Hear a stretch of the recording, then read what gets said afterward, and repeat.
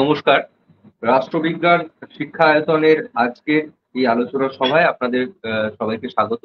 আপনারা যারা নিয়মিত এই পেজের ফলোয়ার, যারা দেখছেন এখন অথবা যারা পরবর্তীতে দেখবেন, তাদের সবাইকে রাষ্ট্রবিজ্ঞান শিক্ষায়তনের পক্ষ থেকে উম স্বাগত জানাচ্ছি।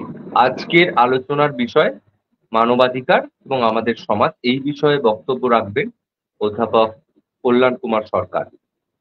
আমি খুব সংক্ষিপ্তভাবে কল্যাণ কুমার সরকারের একটা বক্তৃতা কল্যাণ কুমার সরকারের একটি বিবৃতি দিয়ে তারপর তাকে স্বাগত জানাবো বক্তৃতার জন্য। যদিও আমরা যারা রাষ্ট্রবিজ্ঞানের স্নাতক, স্নাতকোত্তর শিক্ষার্থী ছিলাম, আছি, তারা আমরা সকলেই পরিচিত স্যারের বইপত্রের সঙ্গে, লেখালেখির সঙ্গে। ডক্টর সরকার আজ দীর্ঘ ৩০ বছরের বেশি সময় এই এই আমরা রাষ্ট্রবিজ্ঞান বিষয়ে পড়াচ্ছেন। তার ৭০-এর উপর বই আছে। আর বিভিন্ন বিষয়ে স্যারের আগ্রহ এবং লেখালেখি, পরিবেশ, আহ, এছাড়াও আমরা জানি যে তিনি বিভিন্ন পত্র-পত্রিকায়, তার জার্নালে ২৫০'র বেশি প্রবন্ধ এ সমস্ত লিখেছেন। বিভিন্ন সময়ে আন্তর্জাতিক আলোচনা চক্রের কখনো পরিচালক, সভাপতি, কখনো অংশগ্রহণকারী এই হিসেবে তিনি লিখেছেন। কাঁচরাপাড়া কলেজের রাষ্ট্রবিজ্ঞান বিভাগে অধ্যাপক হিসেবে, বিভাগীয় প্রধান হিসেবে কর্মরত তার কর্মজীবন। বিস্তৃত পরিসরে তাকে আমরা বিভিন্ন যাকে বলে পেপার, সেই পেপারে তার বই আমাদের পাঠ্য ছিল। আমাদের কলেজ বিশ্ববিদ্যালয়ে আমরা এগুলো পড়াশোনা করেছি। আমি সরাসরি ডক্টর সরকারকে বলবো তার বক্তৃতা শুরু করার জন্য। শুভ সন্ধ্যা। প্রিয় আবির্ভাব, প্রিয় দীপঙ্কর, প্রিয় গৌতম, প্রিয় পূজা আসবে পরে। আর এবং রাষ্ট্রবিজ্ঞান শিক্ষায়তনের সঙ্গে যারা ওতপ্রোতভাবে জড়িত, যারা সক্রিয় কর্মী, যারা সক্রিয় সৈনিক, তাদের সকলকে আমি আমার আন্তরিক শুভেচ্ছা জানাই। এবং সঙ্গে সঙ্গে যারা এই আলোচনা শুনছে, সেই ছাত্র, সহকর্মী, আহ, আগ্রহী ব্যক্তি, তাদের সকলকে আমি আমার সান্ধ্য শুভেচ্ছা জানাই আজকে। এবং এটা বলি যে রাষ্ট্রবিজ্ঞান শিক্ষায়তন শিক্ষা চর্চার ক্ষেত্রে এই যে একটা গুরুত্বপূর্ণ পদক্ষেপ নিয়েছে, এর ফলে দীর্ঘ পরিসরে বক্তব্য পেশ এবং শিক্ষা গ্রহণ এবং শিক্ষাদান দুটোই সম্ভব হচ্ছে। আমরা যারা কোনো একটি নির্দিষ্ট কলেজ বা ইউনিভার্সিটিতে পড়াই, তারা একটা চার দেওয়ালের গণ্ডির মধ্যে ১০০, ২০০, ৩০০ ছাত্রের মধ্যে সীমাবদ্ধ থাকি। কিন্তু রাষ্ট্রবিজ্ঞান শিক্ষায়তন এই ধরনের সংগঠনগুলি এই যে শিক্ষা প্রচারের আয়োজন করেছেন, তারা একটা কি বলবো, সাবস্টিটিউট এডুকেশনাল সিস্টেম গড়ে তুলেছেন, বিকল্প শিক্ষা ব্যবস্থা, যার মধ্যে দিয়ে কোনো একটি আহ, শ্রেণীকক্ষের চার দেওয়ালের মধ্যে কয়েকশো বা কিছু ছাত্রের মধ্যে নয়, সারা পশ্চিমবঙ্গব্যাপী বা সারা দেশ জুড়ে তারা এই শিক্ষার আয়োজন করেছেন। আমি আবির্ভাব, দীপঙ্কর, গৌতম, এদের সকলকে আমার এবং শিক্ষায়তনের সঙ্গে সংশ্লিষ্ট সৈনিকদের আমি আমার অভিবাদন জানাই। সকলকে আমি আমার আন্তরিক শুভেচ্ছা জানাই। আজকে আলোচনার বিষয় হচ্ছে মানবাধিকার এবং আমাদের সমাজ। মানবাধিকার বিষয়টা তো পরিষ্কার সকলের কাছেই, মানবাধিকার। আর আমাদের সমাজ বলতে আমি আমাদের গোটা বিশ্বকে বুঝিয়েছি। আমাদের সমাজ বলতে আমরা বিশ্বের মধ্যে বাস করি, এই বিশ্ব সমাজটাই আমাদের সমাজ। এবং সেই সমাজের মধ্যে আমাদের ভারতবর্ষ একটা অংশ, সেই অংশের কথা আমরা আলোচনা করার চেষ্টা করি। তো প্রথমেই মানবাধিকারটা কি, কেন, কিসের জন্য, এগুলো আমাদের যদি আলোচনা করা সম্ভব হয়, তাহলে আমরা বিষয়বস্তুর গভীরে প্রবেশ করতে পারব। সাধারণভাবে মানবাধিকার হলো, আমরা যদি একেবারে সন্ধি বিচ্ছেদ করি বলি, মানব অধিকার অর্থাৎ মানুষের অধিকার, অর্থাৎ মানুষের পরিবারে জন্মগ্রহণ করে, মানুষ হিসাবে জন্মগ্রহণ করে সুস্থ সুন্দর জীবন যাপন করার জন্য যে সমস্ত সুযোগ সুবিধা আমাদের একান্ত প্রয়োজন, যে সমস্ত সুযোগ সুবিধা ছাড়া আমরা যথার্থ মনুষ্য জীবন বা মানব জীবন যাপন করতে পারবো না, সেই একান্ত প্রয়োজনীয় সুযোগ সুবিধাগুলি হলো মানবাধিকার। সুতরাং মানবাধিকার হলো মানুষের অধিকার, মানুষের পরিবারে, মানুষের ঘরে জন্মগ্রহণ করে মানুষ হিসাবে সুস্থ জীবন যাপন করার জন্য যে সমস্ত সুযোগ সুবিধা প্রয়োজন, সেইগুলি হলো মানবাধিকার। অর্থাৎ যেমন মানুষ হিসাবে আমি কথা বলে ভাব প্রকাশ করতে চাই, তাই কথা বলার অধিকারটা একটা মানবাধিকার। আমি লেখাপড়া শিখে মানুষ হতে চাই, বড় হতে চাই, লেখাপড়া শিখে আমার বিদ্যা চর্চা করতে চাই, সেটা আমার মানবাধিকার। সমাজে আমি পাঁচজনের সঙ্গে মিলেমিশে থাকতে চাই, আমার সংঘ সমিতি গঠন করার অধিকার মানবাধিকার। আমি সমাজে এক স্থান থেকে আর এক স্থানে যেতে চাই, মানে আমি আমার বাড়ি থেকে শিক্ষায়তন, শিক্ষায়তন থেকে সামাজিক সংঘ ইত্যাদিতে যেতে চাই। সুতরাং চলাফেরা করার অধিকার আমার মানবাধিকার। অর্থাৎ মানুষ হিসাবে সুস্থ জীবন যাপন করার জন্য যে সমস্ত সুযোগ সুবিধা, আমি বারে বারে সুযোগ সুবিধা কথাটা বলছি, যে সমস্ত সুযোগ সুবিধা হলো একান্ত প্রয়োজনীয়, আবশ্যিকভাবে প্রয়োজনীয়, যেগুলি না হলে নয়, সেই একান্ত প্রয়োজনীয় অধিকারগুলি হলো মানবাধিকার। আহ অর্থাৎ আমাদের মনুষ্য জনচিত জীবন যাপন করার জন্য প্রয়োজনীয় সুযোগ সুবিধাই হলো মানবাধিকার। একটা পশু যেভাবে জীবনযাপন করে, একটা সাধারণ প্রাণী যেভাবে জীবনযাপন করে, মানুষ কিন্তু আলাদা ধরনের জীবনযাপন করে। মানুষের বুদ্ধিবৃত্তিক একটা দিক আছে, মানুষের একটা রেশনাল দিক আছে। এই রেশনালিটির তৃপ্তি সাধনের জন্য, রেশনালিটির চাহিদা পরিতৃপ্তির জন্য মানুষের বিভিন্ন বিভিন্ন সুযোগ সুবিধার প্রয়োজন হয়। যেমন শিক্ষা সংস্কৃতি অধিকার, সাহিত্যের অধিকার, যেমন লেখাপড়া শেখার অধিকার, ধর্মচর্চার অধিকার ইত্যাদি ইত্যাদি। সুতরাং আমরা সহজ করে বলতে পারি, মানুষ হিসাবে মানুষের যৌক্তিক, বৌদ্ধিক, বুদ্ধিবৃত্তি সম্পন্ন জীবনযাপন করার জন্য যে সমস্ত সুযোগ সুবিধা একান্তভাবে প্রয়োজন, সেগুলোকে আমরা মানবাধিকার বলতে পারি।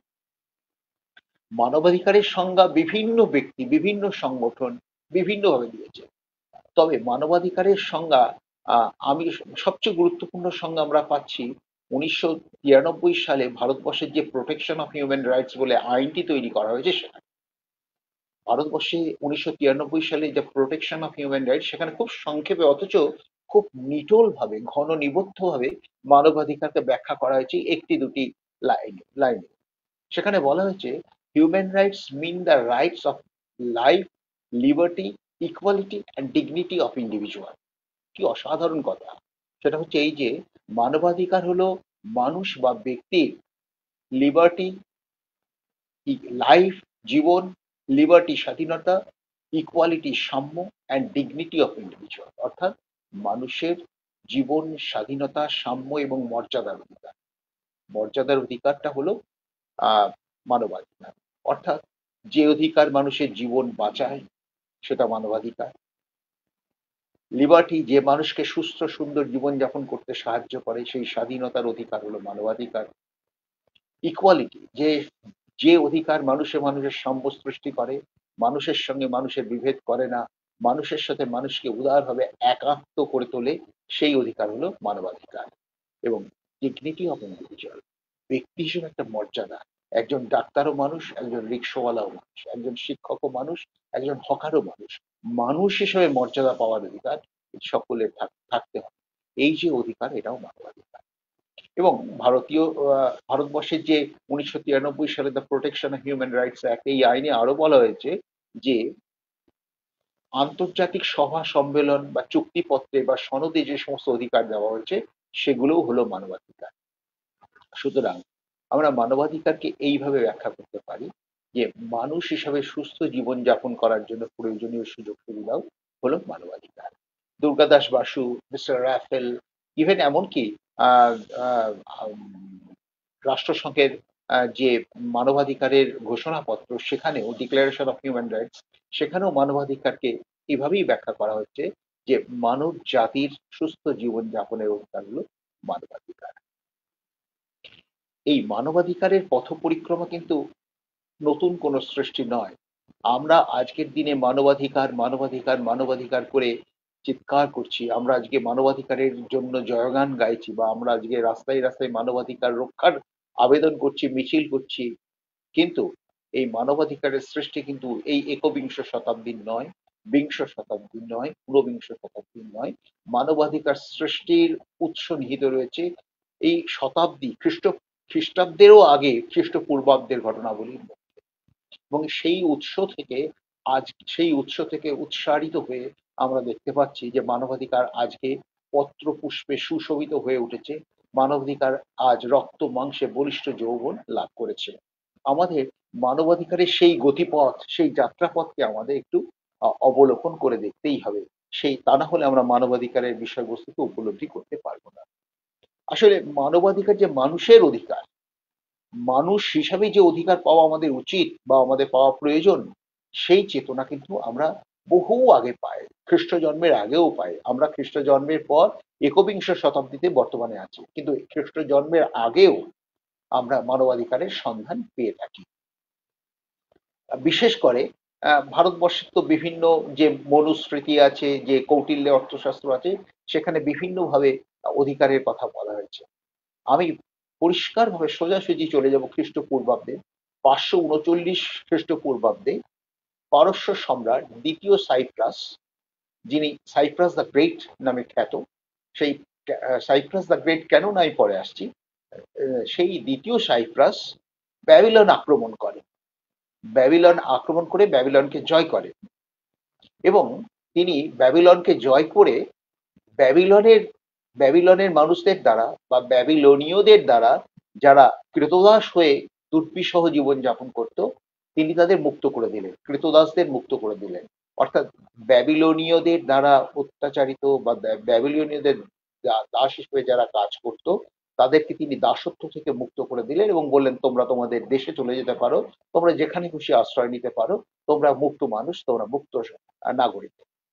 এবং এই দ্বিতীয় সাইপ্রাস তিনি কি করলেন না, মানুষজনের ভাষা, ধর্ম, জাতপাত ইত্যাদি ব্যবধান ঘুচিয়ে সমস্ত মানুষকে সুস্থ জীবনের অধিকার দান করার প্রক্রিয়া গ্রহণ করলেন বা ব্যবস্থা গ্রহণ করলেন। এই যে সাইপ্রাসের গৃহীত ব্যবস্থা, এই জন্য এটাকে বলা হয় দ্য সাইপ্রাস সিলিন্ডার, অর্থাৎ সাইপ্রাসের গৃহীত ব্যবস্থাপনা বা দ্য সাইপ্রাস সিস্টেম। তিনি সমস্ত মানুষকে কি দাসদের মুক্ত করে দিয়ে সমস্ত মানুষের ভাষা, ধর্ম, বর্ণ নির্বিশেষে সকলকে স্বাধীন জীবনযাপনের অধিকার বা সুযোগ করে দিলেন।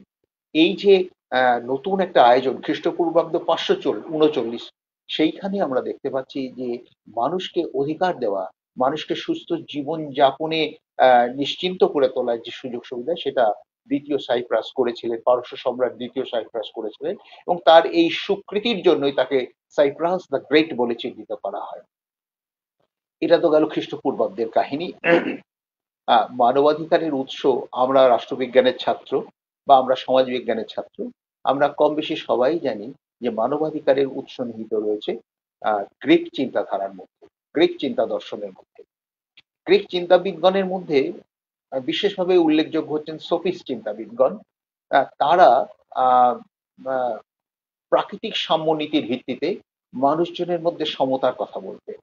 তারা বলতেন যে প্রকৃতি জগতে সবাই সমান, প্রকৃতি জগতে প্রকৃতি মা, প্রকৃতি রানী সবাইকে সমান চোখে দেখেন।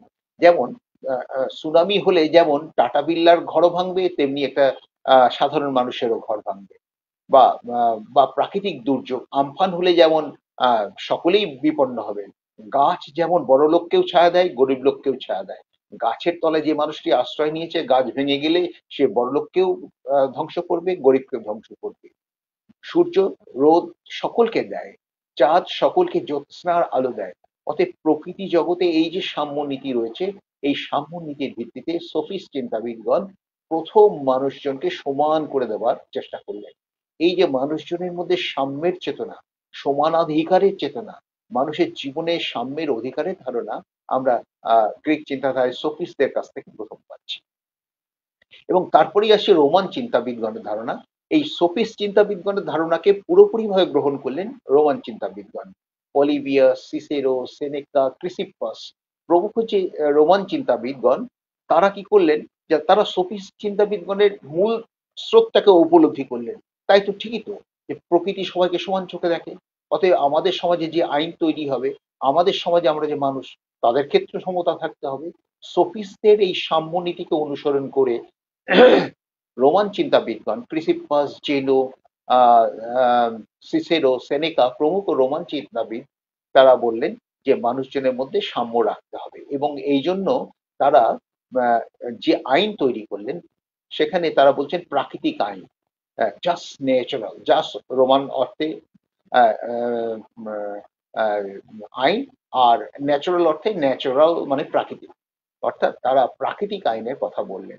এই প্রাকৃতিক আইনটা কি না, প্রকৃতির জগতে সবাই সমান, প্রকৃতি সবাইকে সমানভাবে রক্ষা করে। আহ, এই যে প্রকৃতি জগতের সাম্য নীতির ধারণা, তার ভিত্তিতে তারা জাস্ট ন্যাচারাল বা প্রাকৃতিক আইনের কথা বললেন। তারা আরো অন্যান্য আইনের কথাও বলেছে, জাস্ট এন্ড শিয়াম মানে জাতিসমূহের আইন, তারপরে ন্যাশনাল জাস্ট ন্যাশনাল তারা তার কথাও বলেছেন। কিন্তু তাদের এই তিন রকম আইনের মধ্যে জাস্ট ন্যাচারালটা খুব গুরুত্বপূর্ণ, কারণ নেচার নেচার মানুষকে সবাইকে সমানভাবে দেখে। এই নেচারের আইনটা তাদের কাছে খুব গুরুত্বপূর্ণ হয়েছিল, এবং তারা মনে করেছেন প্রকৃতি জগতের সাম্য নীতির ভিত্তিতে সকল মানুষ সমান। এবং তারা সাম্যনীতিতে এতটাই বিশ্বাসী এবং বিশ্বস্ত ছিলেন, তার ফলে নাগরিকত্বের যে ধারণা রোমান চিন্তাধারায় পাওয়া যায়, সেখানেও একটা সাম্যের অধিকারের চিন্তা পাওয়া গেল। আমি একটু উদাহরণ দিয়ে বলি। রোমান সম্রাটগণ বিভিন্ন দেশ আক্রমণ করতেন, এবং বিভিন্ন দেশ আক্রমণ করার পর যাদেরকে জয় করলেন, যে সমস্ত রাজ্য বিজিত রাজ্য, সে বিজিত রাজ্যের প্রজাদের তারা নাগরিকত্বের অধিকার দিলেন। এতকাল পর্যন্ত কোথাও সেটা ছিল না। আমরা দেখতে পাচ্ছি যে রোমান রোমান যে নাগরিকত্ব, সেই রোমান নাগরিকত্বকে এক্সটেন্ড করে দেওয়া হলো কাদের কাছে, না যে সমস্ত রাজ্যকে জয় করা হচ্ছে, সেই রাজ্য সেই রাজ্যের আহ, বিজিত রাজ্যের প্রজাদেরও নাগরিকত্ব দেওয়া রোমান সাম্রাজ্যের নাগরিকত্ব দেওয়া হচ্ছে। এই যে সবাইকে সমান করে দেখার এই যে প্রয়াস রোমান চিন্তাধারায় দেখা যাচ্ছে, তার থেকে আমরা সুস্থ জীবনের স্বার্থে সাম্যের অধিকারের ধারণা পাচ্ছি। সুতরাং আমরা দেখতে পাচ্ছি, প্রথমে পেলাম দ্বিতীয় সাইপ্রাস পারস্য সম্রাট দ্বিতীয় সাইপ্রাসের চিন্তাধারা থেকে, পরে দেখতে পাচ্ছি গ্রিক সোফিস্টের চিন্তাধারা থেকে, পরে আরো পরে দেখতে পাচ্ছি রোমান চিন্তাধারা থেকে। এরপর অনেকটা আহ, জল গঙ্গা দিয়ে বয়ে গেছে, টেমস নদী দিয়ে অনেক জল বয়ে গেছে। 1215 খ্রিস্টাব্দে একটা অসাধারণ ঐতিহাসিক ঘটনা ঘটলো। সেটা হচ্ছে আহ রাজা জন, ইংল্যান্ডের রাজা জন একদিন বিকালবেলায়, স্বেচ্ছাচারী রাজা জন একদিন বিকেলবেলায় তিনি প্রমোদ ভবনে এক্কা গাড়ি চেপে যাচ্ছে। মূলত অভিজাত ব্যবসায়ী সম্প্রদায় এবং সাধারণ মানুষ তার এক্কা গাড়িকে ঘিরে ধরে তাকে থামিয়ে দেয়, এবং সেখানেই তৎক্ষণাৎ তাকে একটা চুক্তি স্বাক্ষর করতে বাধ্য করে।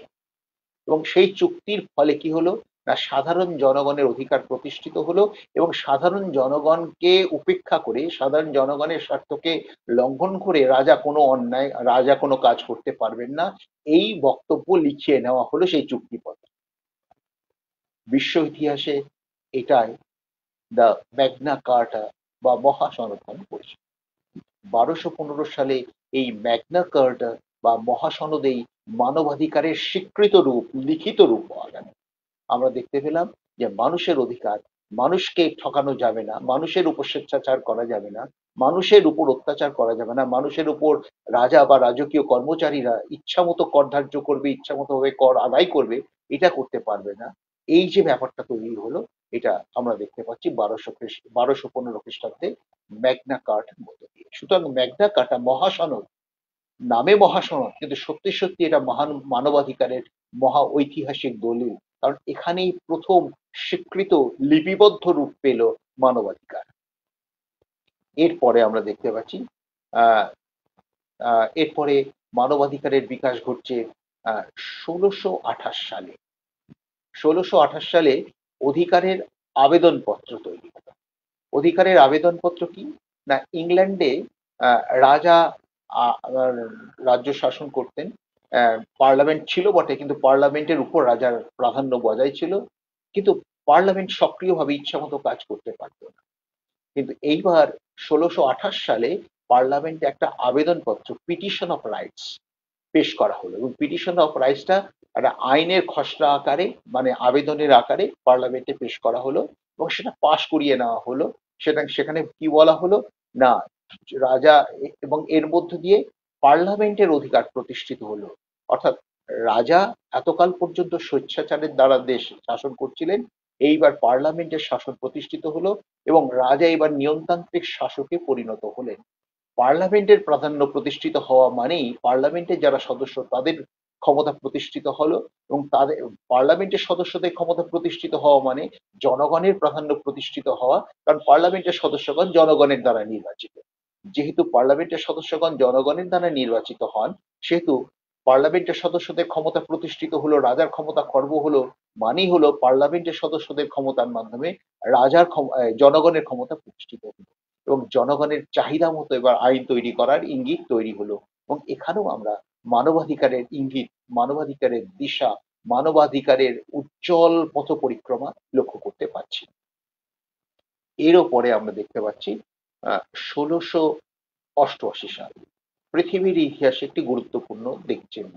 ১৬৮৮ সাল ইংল্যান্ডের গৌরবময় বিপ্লব বা রক্তপাতহীন বিপ্লবের জন্য স্মরণীয়। এই রক্তপাতহীন বিপ্লবের মধ্যে দিয়ে কি না, বিপ্লব বলতেই তো আমরা কাটাকাটি, মারদাঙ্গা, হিংসা, এক পক্ষের উপর এক পক্ষের বৈপ্লবিক আক্রমণ ইত্যাদি, কিন্তু এখানে কোনো রকম ভাবে আক্রমণ, হাতাহাতি বা অস্ত্রের ঝনঝনানি লাগেনি। এখানে একটা নীরব বৈপ্লবিক প্রক্রিয়ার মধ্যে দিয়ে রাজতন্ত্র ক্ষমতা একেবারে শূন্য পর্যায়ে নেমে গেল। রাজতন্ত্র নিয়মতান্ত্রিক শাসকের পর্যায়ে রাজতন্ত্র চলে গেল এবং পার্লামেন্টের ক্ষমতা পুরোদস্তু গভীরভাবে প্রতিষ্ঠিত হলো। এবং এই একটা নীরব বিপ্লবের মধ্য দিয়ে পার্লামেন্টের প্রাধান্য প্রতিষ্ঠিত হওয়ার এই প্রক্রিয়াকেই আমরা গৌরবময় বিপ্লব বলছি। মানে এখানে কোনো রক্তপাতের ঘটনা ঘটেনি, অস্ত্রের ঝনঝনানি ঘটেনি, কিন্তু তবু এখানে একটা অস্বাভাবিক পরিবর্তন, একটা বৈপ্লবিক পরিবর্তন ঘটে গেল। রাজতন্ত্র সংকুচিত হয়ে গেল ক্ষমতার দিক থেকে, পার্লামেন্ট বা পার্লামেন্টারি সিস্টেম প্রভুত্ব লাভ করলো। এই যে পার্লামেন্টে যাবতীয় আইন প্রণয়ন করা হবে, রাজা নিয়মতান্ত্রিক শাসকের পুরোপুরি পরিণত হয়ে গেলেন। এই যে ব্যবস্থাপনা, এর মধ্য দিয়ে আমরা এই গৌরবময় বিপ্লবের মধ্য দিয়ে জনগণের অধিকার প্রতিষ্ঠিত হওয়ার একটা দিশা দেখতে পেলাম। ফলে আমরা মানবাধিকার বিকাশের ক্ষেত্রে, মানবাধিকারের উদ্ভবের ক্ষেত্রে আমরা দেখতে পাচ্ছি এই গৌরবময় বিপ্লব ১৬৮৮ সালে সেখানে একটা গুরুত্বপূর্ণ ভূমিকা পালন করেছে। ঠিক এর পরের বছর ১৬৮৯ সাল, ঠিক এর পরের বছরটা আরো একটা ঐতিহাসিক ঘটনা ঘটলো ইংল্যান্ডের পার্লামেন্টারি সিস্টেমে। সেখানে দেখতে পেলাম যে পার্লামেন্টে এবার, যেহেতু ৮৮ সালে পার্লামেন্টের ক্ষমতা প্রতিষ্ঠিত হয়ে গেছে, আগের বার ১৬২৮ সালে অধিকারের আবেদনপত্র পেশ করা হয়েছিল, আইন সেই অর্থে নয়। এইবার ১৬৮৯ সালে পার্লামেন্টের পূর্ণ ক্ষমতা ১৬৮৮ সালে প্রতিষ্ঠিত হওয়ার পর ১৬৮৯ সালে পার্লামেন্টে আইন হলো অধিকারের বিল, বিল অফ রাইটস। এখন সরাসরি এবার আইন তৈরি হচ্ছে কি না, রাজা স্বেচ্ছাচারের দ্বারা কর প্রয়োগ করতে পারবেন না, রাজকীয় কর্মচারীরা কর আদায়ের জন্য জনগণের উপর অত্যাচার করতে পারবেন না, পার্লামেন্টের অনুমোদন ছাড়া রাজা কোনো কাজ করতে পারবেন না, এবং পার্লামেন্টের সম্মতি সাপেক্ষে বা জনগণের প্রতিনিধিরাই পার্লামেন্ট প্রয়োজনীয় আইন তৈরি করবেন, রাজা বা রাজকীয় কর্মচারীরা করবেন না।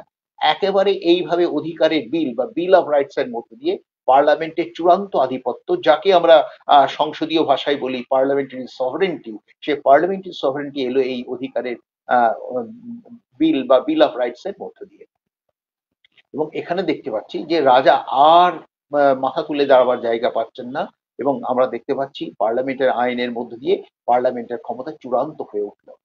এবং এই ১৬৮৯ সালে আমরা দেখতে পাচ্ছি বিল অফ রাইটস এর মধ্যে দিয়ে জনগণের প্রাধান্য, পার্লামেন্টের প্রাধান্য, জনগণের স্বার্থ ছাড়া রাজা কেন কাজ করতে পারবেন না, জনগণকে বিপন্ন করে কোনো কর ধার্য করা যাবে না, ইত্যাদি ব্যবস্থাপনা হলো। ফলে ১৬৮৯ সালের বিল অফ রাইটস মানবাধিকারের ক্ষেত্রে একটি বিস্তীর্ণ প্রান্তর এবং অবারিত প্রান্তর, যেখান থেকে জনগণের অধিকার স্বীকৃত রূপ লাভ করতে পারে।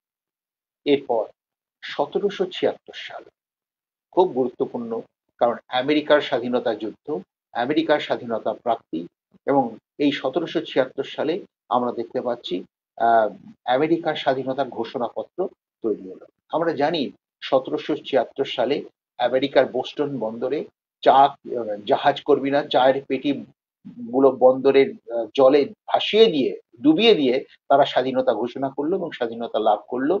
এবং এইভাবে যে আমেরিকা ১৭৭৬ সালে স্বাধীনতা লাভ করলো, এবং সেই স্বাধীনতার যে ঘোষণাপত্র, সেখানে মানবাধিকারকে একেবারে আক্ষরিক অর্থে চিহ্নিত করে দেওয়া হলো। সেখানে বলা হলো সব মানুষ সমান, সব মানুষের সুস্থ জীবনের অধিকারকে বজায় রাখার জন্য আমরা অঙ্গীকারবদ্ধ। মানবাধিকারের ১৭৭৬ সালের এই যে স্বাধীনতার আমেরিকার স্বাধীনতার ঘোষণাপত্র, সেখানে মানুষকে সমান করে, সব মানুষকে সমান করে, সব মানুষের সুস্থ জীবনের অধিকারকে সুনিশ্চিত করা হলো। এরপর আমেরিকার যে সংবিধান তৈরি হলো, সেটা একটা ঐতিহাসিক সংবিধান, যেটা হয়তো ভারতবর্ষ কিছু অর্থে ঋণ হিসেবে গ্রহণ করেছে। সেই আমেরিকার সংবিধানের প্রথম লাইনটি হচ্ছে, we the people of the United states of America. আমরা মার্কিন যুক্তরাষ্ট্রের নাগরিক। এই যে আমরা মার্কিন যুক্তরাষ্ট্রের নাগরিক, যেটা ভারতবর্ষের সংবিধানের প্রস্তাবনায় গ্রহণ করা হয়েছে, we the people of India having solemnly resolved to constitute India into a sovereign socialist secular democratic republic। এই যে ট্রেন্ডটা মানুষকে গুরুত্ব দেওয়ার যে এই যে ট্রেন্ড, সেটা আমরা দেখতে পেলাম মার্কিন যুক্তরাষ্ট্রের সংবিধানে। সেখানে বলা হলো, মার্কিন যুক্তরাষ্ট্রের সংবিধানের প্রস্তাবনায়, আমরা মার্কিন যুক্তরাষ্ট্রের বা আমেরিকার জনগণ এই সংবিধান গ্রহণ করছি। এই যে সব মানুষ মিলে সংবিধান গ্রহণ করছে, মানুষকে মর্যাদা দেবার, মানুষকে গুরুত্ব দেবার এই যে প্রবণতা, এটা আমরা মার্কিন সংবিধানে দেখলাম এবং মার্কিন সংবিধানের প্রস্তাবনায় দেখলাম। মার্কিন সংবিধানে কিন্তু মানবাধিকার স্বীকৃত হয়নি, কোনো অধিকারই স্বীকৃত হয়নি প্রথমে, কিন্তু পরবর্তীকালে মাত্র কয়েক বছরের মধ্যেই আমরা দেখতে পেলাম যে মানবাধিকার, মার্কিন যুক্তরাষ্ট্রের 10টা সংবিধান সংশোধন করে মানুষজনকে মাত্র 2-3 বছরের মধ্যে 10 রকম মৌলিক অধিকার দিয়ে দেওয়া হলো। অস্ত্র, মানে আত্মরক্ষার্থে অস্ত্র বহনের অধিকার, অবৈধ খানাতল্লাশির বিরুদ্ধে অধিকার, চলাফেরার অধিকার, শিক্ষা সংস্কৃতির অধিকার, সুস্থ জীবনযাপনের অধিকার, বাক মত প্রকাশের অধিকার, অস্ত্র বহন করার অধিকার। মানে 10টা সংবিধান সংশোধন করে মার্কিন যুক্তরাষ্ট্রের মানুষজনকে 10 রকম ভাবে নানা রকম অধিকার দেওয়া হলো এবং এই অধিকারগুলো প্রত্যেকটাই মানবাধিকার, প্রত্যেকটাই মানুষের সুস্থ জীবনযাপনের অধিকার, কথা বলার অধিকার, চলাফেরার অধিকার, আত্মরক্ষার্থে অস্ত্র বহনের অধিকার, শিক্ষা সংস্কৃতির অধিকার, ধর্মাচরণের স্বাধীনতার অধিকার। ফলে আমরা দেখতে পাচ্ছি মার্কিন যুক্তরাষ্ট্রের যে সংবিধান, সেখান থেকে আমরা আহ মানবাধিকারের ধারণা পাচ্ছি। আরো পরে 1789 সাল, মাত্র কয়েকটা বছর পরে, পৃথিবীর ইতিহাসে একটা ঐতিহাসিক, বৈপ্লবিক এবং যথার্থ মানবিক দিগন্ত হচ্ছে ফরাসি স্বাধীনতা, ফরাসি বিপ্লব। এই ফরাসি বিপ্লব হচ্ছে মানুষকে সুস্থ মুক্ত বুদ্ধ জীবনের ইঙ্গিত দেয়, মানুষকে সুস্থ মুক্ত বুদ্ধ জীবনের হাওয়া তুলে দেয়। সেই লিবার লিবার্টি, ইকুয়ালিটি, ফ্র্যাটার্নিটির যে ধারণা, সেই ধারণা কিন্তু আমরা ফরাসি বিপ্লবের কাছ থেকে, ফরাসি সংবিধানের থেকে পাচ্ছি। 1789 সালে ফরাসি সংবিধানে এই স্বাধীনতা, সাম্য, মৈত্রীর ধারণাগুলো আমরা দিচ্ছি। স্বাধীনতা কি? সুস্থ জীবনের স্বাধীনতা। সাম্য কি? সকল মানুষের সাম্য। এবং ফ্র্যাটার্নিটি কি? মানুষজনের মধ্যে মৈত্রী, মানুষজনের মধ্যে সৌভ্রাতৃত্বের বন্ধন। সেগুলো আমরা 1789 সালে ফরাসি সংবিধানের কাছ থেকে পাচ্ছি। শুধু তাই নয়, আরো 2-1 বছর পরেই ফরাসিতে আরেকটি কভেনেন্ট বা আরেকটি সনদ গ্রহণ করা হলো। সেটা হচ্ছে the declaration of man and citizen. মানুষ এবং নাগরিকের অধিকারের ঘোষণা বলে একটা ঘোষণা করা হলো। সেখানে সকল মানুষকে সমান করে দিয়ে, সকল মানুষকে সমান সুযোগ দিয়ে আমরা দেখতে পাচ্ছি যে ফরাসি বিপ্লব, ফরাসি সংবিধান মানবাধিকারকে স্বীকৃত রূপ, যথার্থ রূপ, বলিষ্ঠ রূপ দান করল। ফলে ফরাসি সংবিধানের কাছ থেকে আমরা পৃথিবীর মানুষ কি পেলাম? স্বাধীনতা, সাম্য, মৈত্রীর চেতনা, যে চেতনা আমাদের একটা নতুন মানব জীবনের দিগন্ত হয়ে রইল, যে যে চেতনা আমাদের সুস্থ মুক্ত বুদ্ধ জীবনের একটা পথের দিশা হয়ে রইল। এটা গেল 1789 সাল। এরপর পৃথিবীর ইতিহাসে গুরুত্বপূর্ণ ঘটনা হলো 1815 সালে ভিয়েনা কংগ্রেস, ভিয়েনা সম্মেলন। ওই বছরে 1815 খ্রিস্টাব্দে ফ্রান্সের স্বেচ্ছাচারী সম্রাট নেপোলিয়নের পতন ঘটে এবং এরপর অস্ট্রিয়ার ভিয়েনা শহরে বিভিন্ন দেশের প্রতিনিধিদের নিয়ে একটা সম্মেলন বা কংগ্রেস অনুষ্ঠিত হয় এবং সেখানে একটা ঐতিহাসিক পদক্ষেপ নেওয়া হয়। সেটা হলো এই যে ক্রীতদাস প্রথা নিবারণ করা হলো, ক্রীতদাস প্রথার উচ্ছেদ করা হলো। এই যে ক্রীতদাস প্রথা, কিছু মানুষ অপর কিছু মানুষের সুযোগ সুবিধা ভোগ করবে, অপর কিছু মানুষকে দিয়ে দৈহিক শারীরিক পরিশ্রম করিয়ে নিয়ে নিজের ব্যক্তিগত সুখ ভোগ করবে, এই যে ক্রীতদাস প্রথা, এইটাকে উচ্ছেদ করে দেওয়ার সিদ্ধান্ত সরাসরি নেওয়া হলো ভিয়েনা কংগ্রেস। ফলে ক্রীতদাস প্রথা, একদল মানুষ যারা ক্রীতদাস মালিক, তারা সুযোগ ভোগ করবে, আর একদল মানুষ ক্রীতদাস, তারা যারা মালিক তাদের গা হাত পা টিপে দেবে, বাজার করে দেবে, কাঠ কেটে দেবে, আগুন জ্বালিয়ে দেবে, জল এনে দেবে। এই যে একটা ক্রীতদাসত্ব ব্যবস্থা, এই দাস ব্যবস্থাকে তুলে দেওয়ার পক্ষে সিদ্ধান্ত নেওয়া হলো ভিয়েনা কংগ্রেসে। আমি প্রসঙ্গক্রমে বলি, রাষ্ট্রসংঘের সনদেও আমরা দেখতে পাচ্ছি এই দাসত্ব প্রথাকে উচ্ছেদ করে দেওয়ার ব্যবস্থা গ্রহণ করা হয়েছে, যেটা অনেক পরে 1945 সালের পরে। কিন্তু সেই ব্যবস্থা আমরা 1815 সালে ভিয়েনা কংগ্রেসের মধ্যে দিয়ে দেখতে পাচ্ছি। ফলে এখানে দাস এবং দাসমালিক এই যে ব্যবধান, মানুষ মানুষ এই যে ব্যবধান, এই ব্যবধানকে ঘুচিয়ে দেওয়া, দূর করে দেওয়া একটা প্রবণতা বা একটা মানবিক প্রবণতা আমরা দেখতে পেলাম ভিয়েনা কংগ্রেসের মধ্যে দিয়ে, এবং তার মধ্য দিয়ে মানবাধিকার সুস্পষ্ট রূপ লাভ করলো। ভিয়েনা কংগ্রেস 1815 সাল। এরপরে একটা ঐতিহাসিক বৈপ্লবিক ঘটনা হচ্ছে 1917 সালের রুশ বিপ্লব। রাশিয়ায় বিপ্লব করে যে সমাজতান্ত্রিক সমাজ প্রতিষ্ঠিত হলো, সেই সমাজতান্ত্রিক সমাজে আমরা দেখতে পাচ্ছি কাজের অধিকার, কর্মের অধিকার, রাইট টু ওয়ার্ক প্রতিষ্ঠিত হলো, মানুষে মানুষের সাম্য প্রতিষ্ঠিত হলো। এই যে একটা সুস্থ অর্থনৈতিক জীবন চেতনা পাওয়া গেল রাশিয়ার বিপ্লবের পর রাশিয়ার সমাজবাদী সমাজে, সেটাও মানবাধিকারের ধারণাকে গুরুত্বপূর্ণ করে তুললো। এবং মানবাধিকারকে, সত্যিই তো আমরা যদি কাজের অধিকার না পাই, আমরা যদি কর্মের অধিকার না পাই, তাহলে আমরা বাঁচবো কি করে? আমাদের আমাদের উদরপূর্তি হবে কি করে? আমরা কি করে অর্থনৈতিক সামর্থ্য সংগ্রহ করব? কি করে আমাদের জীবন পরিচালনা করব? এই যে একটা দিশা পাওয়া গেল সমাজতান্ত্রিক রাশিয়ার সমাজের মধ্য দিয়ে বা সমাজবাদী বিপ্লবের মধ্যে, সেটা কিন্তু মানবাধিকারের ক্ষেত্রে একটা নতুন দিগন্ত বা নতুন দিশা।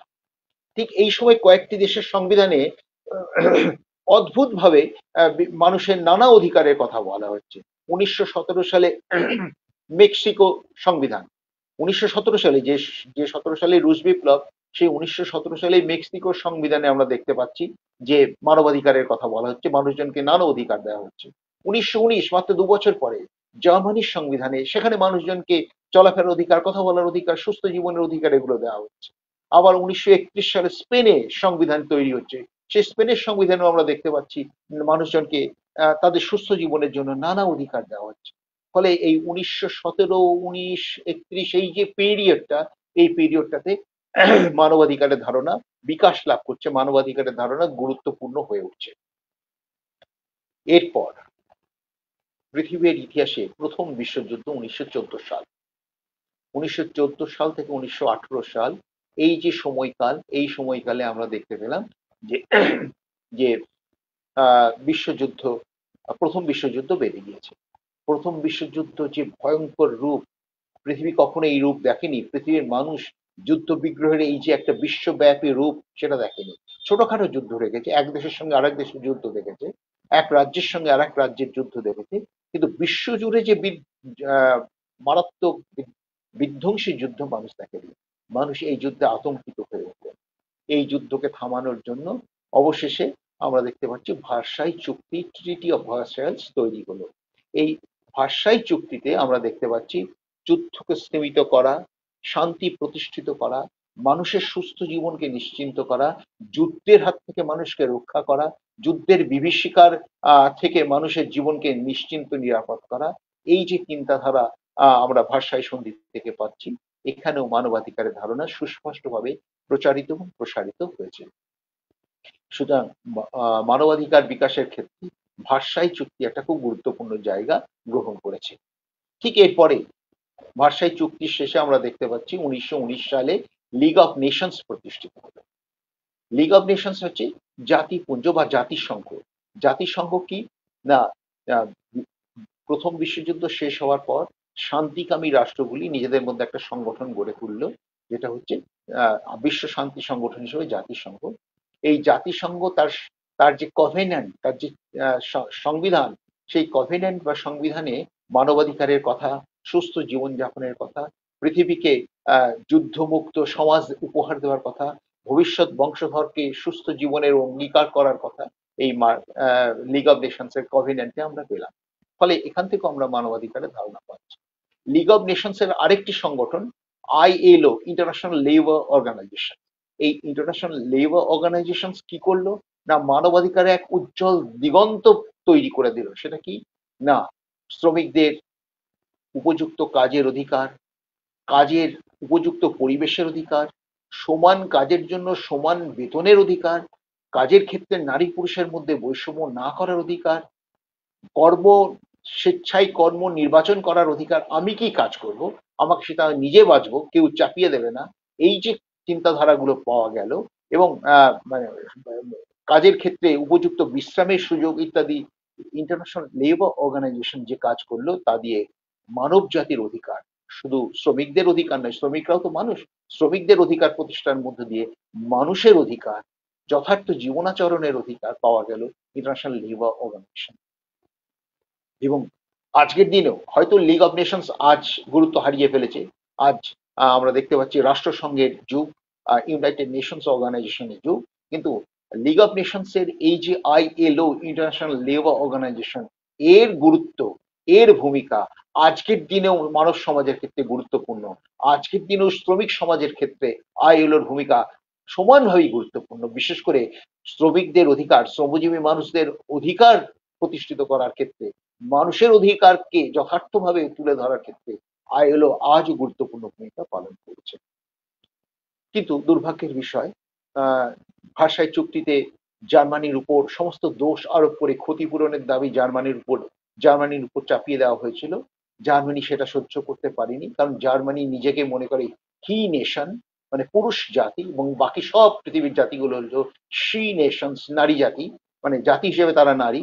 এই যে পুরুষ জাতির যে পৌরুষ সেটা ক্ষুণ্ণ হয়েছে, সেই পৌরুষকে উদ্ধার করার জন্য হিটলারের নেতৃত্বে 1939 সালে আমরা দেখতে পেলাম আহ দ্বিতীয় বিশ্বযুদ্ধ শুরু হয়ে গেল। 1939 সালে 1 সেপ্টেম্বর জার্মানি আক্রমণ করলো পোল্যান্ডকে। পোল্যান্ডের ঠিক মাথার উপরে হচ্ছে রাশিয়া। আমাদের যেমন ভারতের ম্যাপের তলায় ঠিক একটা বড়ির মতো দেশ হলো শ্রীলঙ্কা, ঠিক তেমনি রাশিয়ার ঠিক নিচে রয়েছে পোল্যান্ড। পোল্যান্ডকে আক্রমণ করা মানেই রাশিয়া মনে করলো আমাকে আক্রমণ করা। জার্মানি যখন পোল্যান্ডকে আক্রমণ করছে, এবং পোল্যান্ড হচ্ছে একেবারে রাশিয়ার খুব কাছাকাছি ছোট্ট একটা জায়গা, রাশিয়া মনে করলো এবার হয়তো আমাকে আক্রমণ করে বসবে জার্মানি। তখন রাশিয়া এবং রাশিয়ার পক্ষ নিয়ে ব্রিটেন আমেরিকা সবাই মিলে দ্বিতীয় বিশ্বযুদ্ধ শুরু হয়ে গেল। আমরা জানি যে সেটা দুটো পক্ষের মধ্যে হয়েছিল, অ্যাক্সিস পাওয়ার এবং অ্যালায়েড পাওয়ার। অ্যাক্সিস পাওয়ারের মধ্যে ছিল জাপান, জার্মান, ইতালি, এবং অ্যাক্সিস পাওয়ারের মধ্যে ছিল ব্রিটেন, আমেরিকা, ফ্রান্স এবং রাশিয়া। এই যে একটা দ্বিতীয় বিশ্বযুদ্ধ শুরু হয়ে গেল 1939 সালে, এবং এই যুদ্ধ চললো টানা 6-7 বছর, 1945 সাল পর্যন্ত। এই দীর্ঘ সময়ের হুহুঙ্কারে যে বিশ্বযুদ্ধ চলছে, ভয়ঙ্করতর আকারে মানব জাতির ধ্বংসকে সুনিশ্চিত করে দিয়ে যে একটা ভয়ঙ্করতর যুদ্ধ চলছে, সেই যুদ্ধকে থামানোর জন্য পৃথিবীর শান্তিকামী রাষ্ট্রনায়কেরা উদ্যোগ গ্রহণ করতে লাগলেন। এবং 1940 সাল, 41 সাল, 42 সাল বিভিন্ন চুক্তি, বিভিন্ন আলোচনা, ডাম্বারটন ওকস, আটলান্টিক চার্টার, বিভিন্ন সনদের মধ্য দিয়ে তারা এগোতে এগোতে এগোতে 1945 সালে ফাইনালি তারা ইউনাইটেড নেশনস অর্গানাইজেশন বা রাষ্ট্রসংঘ বা সম্মিলিত জাতিপুঞ্জ গঠন করলেন। এই সম্মিলিত পুঞ্জের যে চার্টার, সনদ বা সংবিধান, সেখানে সেই সংবিধানের প্রস্তাবনায় পরিষ্কারভাবে বলা হলো মানব জাতিকে সুস্থ মুক্ত জীবনের উপহার দেওয়াটাই হচ্ছে রাষ্ট্রসংঘের মূল লক্ষ্য। এবং এক জাতি যাতে অপর জাতিকে আক্রমণ না করে, রাষ্ট্রসংঘের বিভিন্ন যে আর্টিকেল বা রাষ্ট্রসংঘের চার্টারের যে বিভিন্ন আর্টিকেল, সেখানে বলা হলো যে এক জাতি অপর জাতিকে আক্রমণ করবে না, কারো ব্যক্তিগত স্ফিয়ারে নিজস্ব এলাকার মধ্যে অপর জাতি হস্তক্ষেপ করবে না, এবং প্রত্যেক মানুষকে সুস্থ জীবনে যাপনের অধিকার দেওয়া হবে। এই কথাগুলোর অঙ্গীকার রাষ্ট্রসংঘের সনদে আমরা দেখতে পাচ্ছি, রাষ্ট্রসংঘের সনদের প্রস্তাবনার মধ্যে রয়েছে। রাষ্ট্রসংঘের একটি গুরুত্বপূর্ণ অঙ্গ সংস্থা হলো হচ্ছে জেনারেল অ্যাসেম্বলি বা সাধারণ সভা। এই জেনারেল অ্যাসেম্বলি মানুষের অধিকারকে সুনিশ্চিত করার জন্য 1948 সালের 10 ডিসেম্বর তারিখে ডিক্লারেশন অফ হিউম্যান রাইটস, মানবাধিকারের ঘোষণাপত্র বলে একটি ঘোষণাপত্র জারি করে। আসলে এই ঘোষণাপত্র শুধু নিছক ঘোষণা মাত্র নয়, এটা হচ্ছে মানব জাতির সুস্থ জীবনাচরণের অধিকারের একটা ঐতিহাসিক দলিল। এখানে এই এই সনদের মধ্যে দিয়ে, এই ঘোষণাপত্রের মধ্য দিয়ে মানব জাতির জন্য বিভিন্ন ধরনের অধিকার তৈরি করা হলো। সামাজিক অধিকার, অর্থনৈতিক অধিকার, রাজনৈতিক অধিকার, পৌর অধিকার, ধর্মীয় অধিকার ইত্যাদি, শিক্ষা সংস্কৃতির অধিকার ইত্যাদি নানা রকমের অধিকার তৈরি করা হয়। এবং আমরা দেখতে পাচ্ছি শুধু 1948 সালে 10ই ডিসেম্বরের ডিক্লারেশন অফ হিউম্যান রাইটস শুধুমাত্র নয়, রাষ্ট্রসংঘ এরপর মানে আহ, সদা জাগ্রত দৃষ্টিতে, সদা জাগ্রত প্রহরীর মতো রাষ্ট্রসংঘ মানুষের অধিকারকে রক্ষা করার জন্য একের পর এক চুক্তি তৈরি করেছে, একের পর এক বিধান তৈরি করেছে, আইন তৈরি করেছে।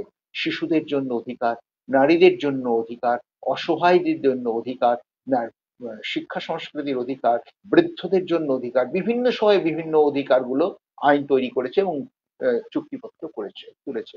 এবং এইভাবে আমরা দেখতে পাচ্ছি মানবাধিকার একটা ক্রমশ দ্রুত গতিতে এগিয়ে চলেছে। আমরা যে অধিকারগুলো দেখেছি, শিক্ষা সংস্কৃতির অধিকার, রাজনৈতিক অধিকার, এই অধিকার ক্রমশ প্রসারিত হতে হতে আজ আমাদের ডিজিটাল অধিকার, ডিজিটাল রাইটস এর মধ্যে আমরা পৌঁছে গেছি, মানে ডিজিটাল অ্যাক্সেসের অধিকার ইত্যাদির মধ্যে পৌঁছে গেছি। এবং আমাদের মানবাধিকার এইভাবে আজ এক উন্নত এবং সমৃদ্ধ পর্যায়ে উপনীত হয়েছে। এটা গেল বিশ্বব্যাপী মানবাধিকারের একটা ইতিহাস। আমরা এবার পার্টিকুলারলি আমাদের সমাজের অধিকারের কথা বলবো। আমাদের সমাজ বলতে এবার আমি সরাসরি ভাবে ভারতীয় সমাজের কথা বলছি। ভারতীয় সমাজের অধিকারের ধারণার কথা বলবো, মানবাধিকারের কথা বলবো।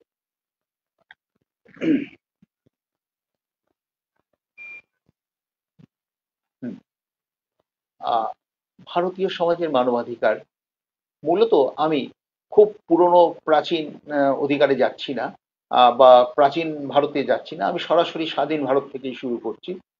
যে আমরা যে সংবিধান পেলাম, ভারতবর্ষের যে সংবিধান তৈরি হলো 1949 সালের 26শে নভেম্বরে, এবং যে সংবিধান কার্যকর হলো 1950 সালের 26শে জানুয়ারি তারিখে, এই সংবিধান আমাদের নানা অধিকারে সমৃদ্ধ করে তুলেছে। এই সংবিধানের কাছ থেকে আমরা অজস্র, অসংখ্য মানবাধিকার পাচ্ছি। এই সংবিধানের ধারায় ধারায়, পাতায় পাতায় আমরা দেখতে পাচ্ছি মানবাধিকার ছড়িয়ে রয়েছে। আমরা জানি যে ভারতীয় সংবিধানের তৃতীয় অধ্যায় হলো মূলত মৌলিক অধিকারের অধ্যায়। আর এই মৌলিক অধিকারগুলি একান্তই মৌলিক, জীবন যাপনের ক্ষেত্রে মূল প্রয়োজনীয়, সেই জন্য সেটা মৌলিক।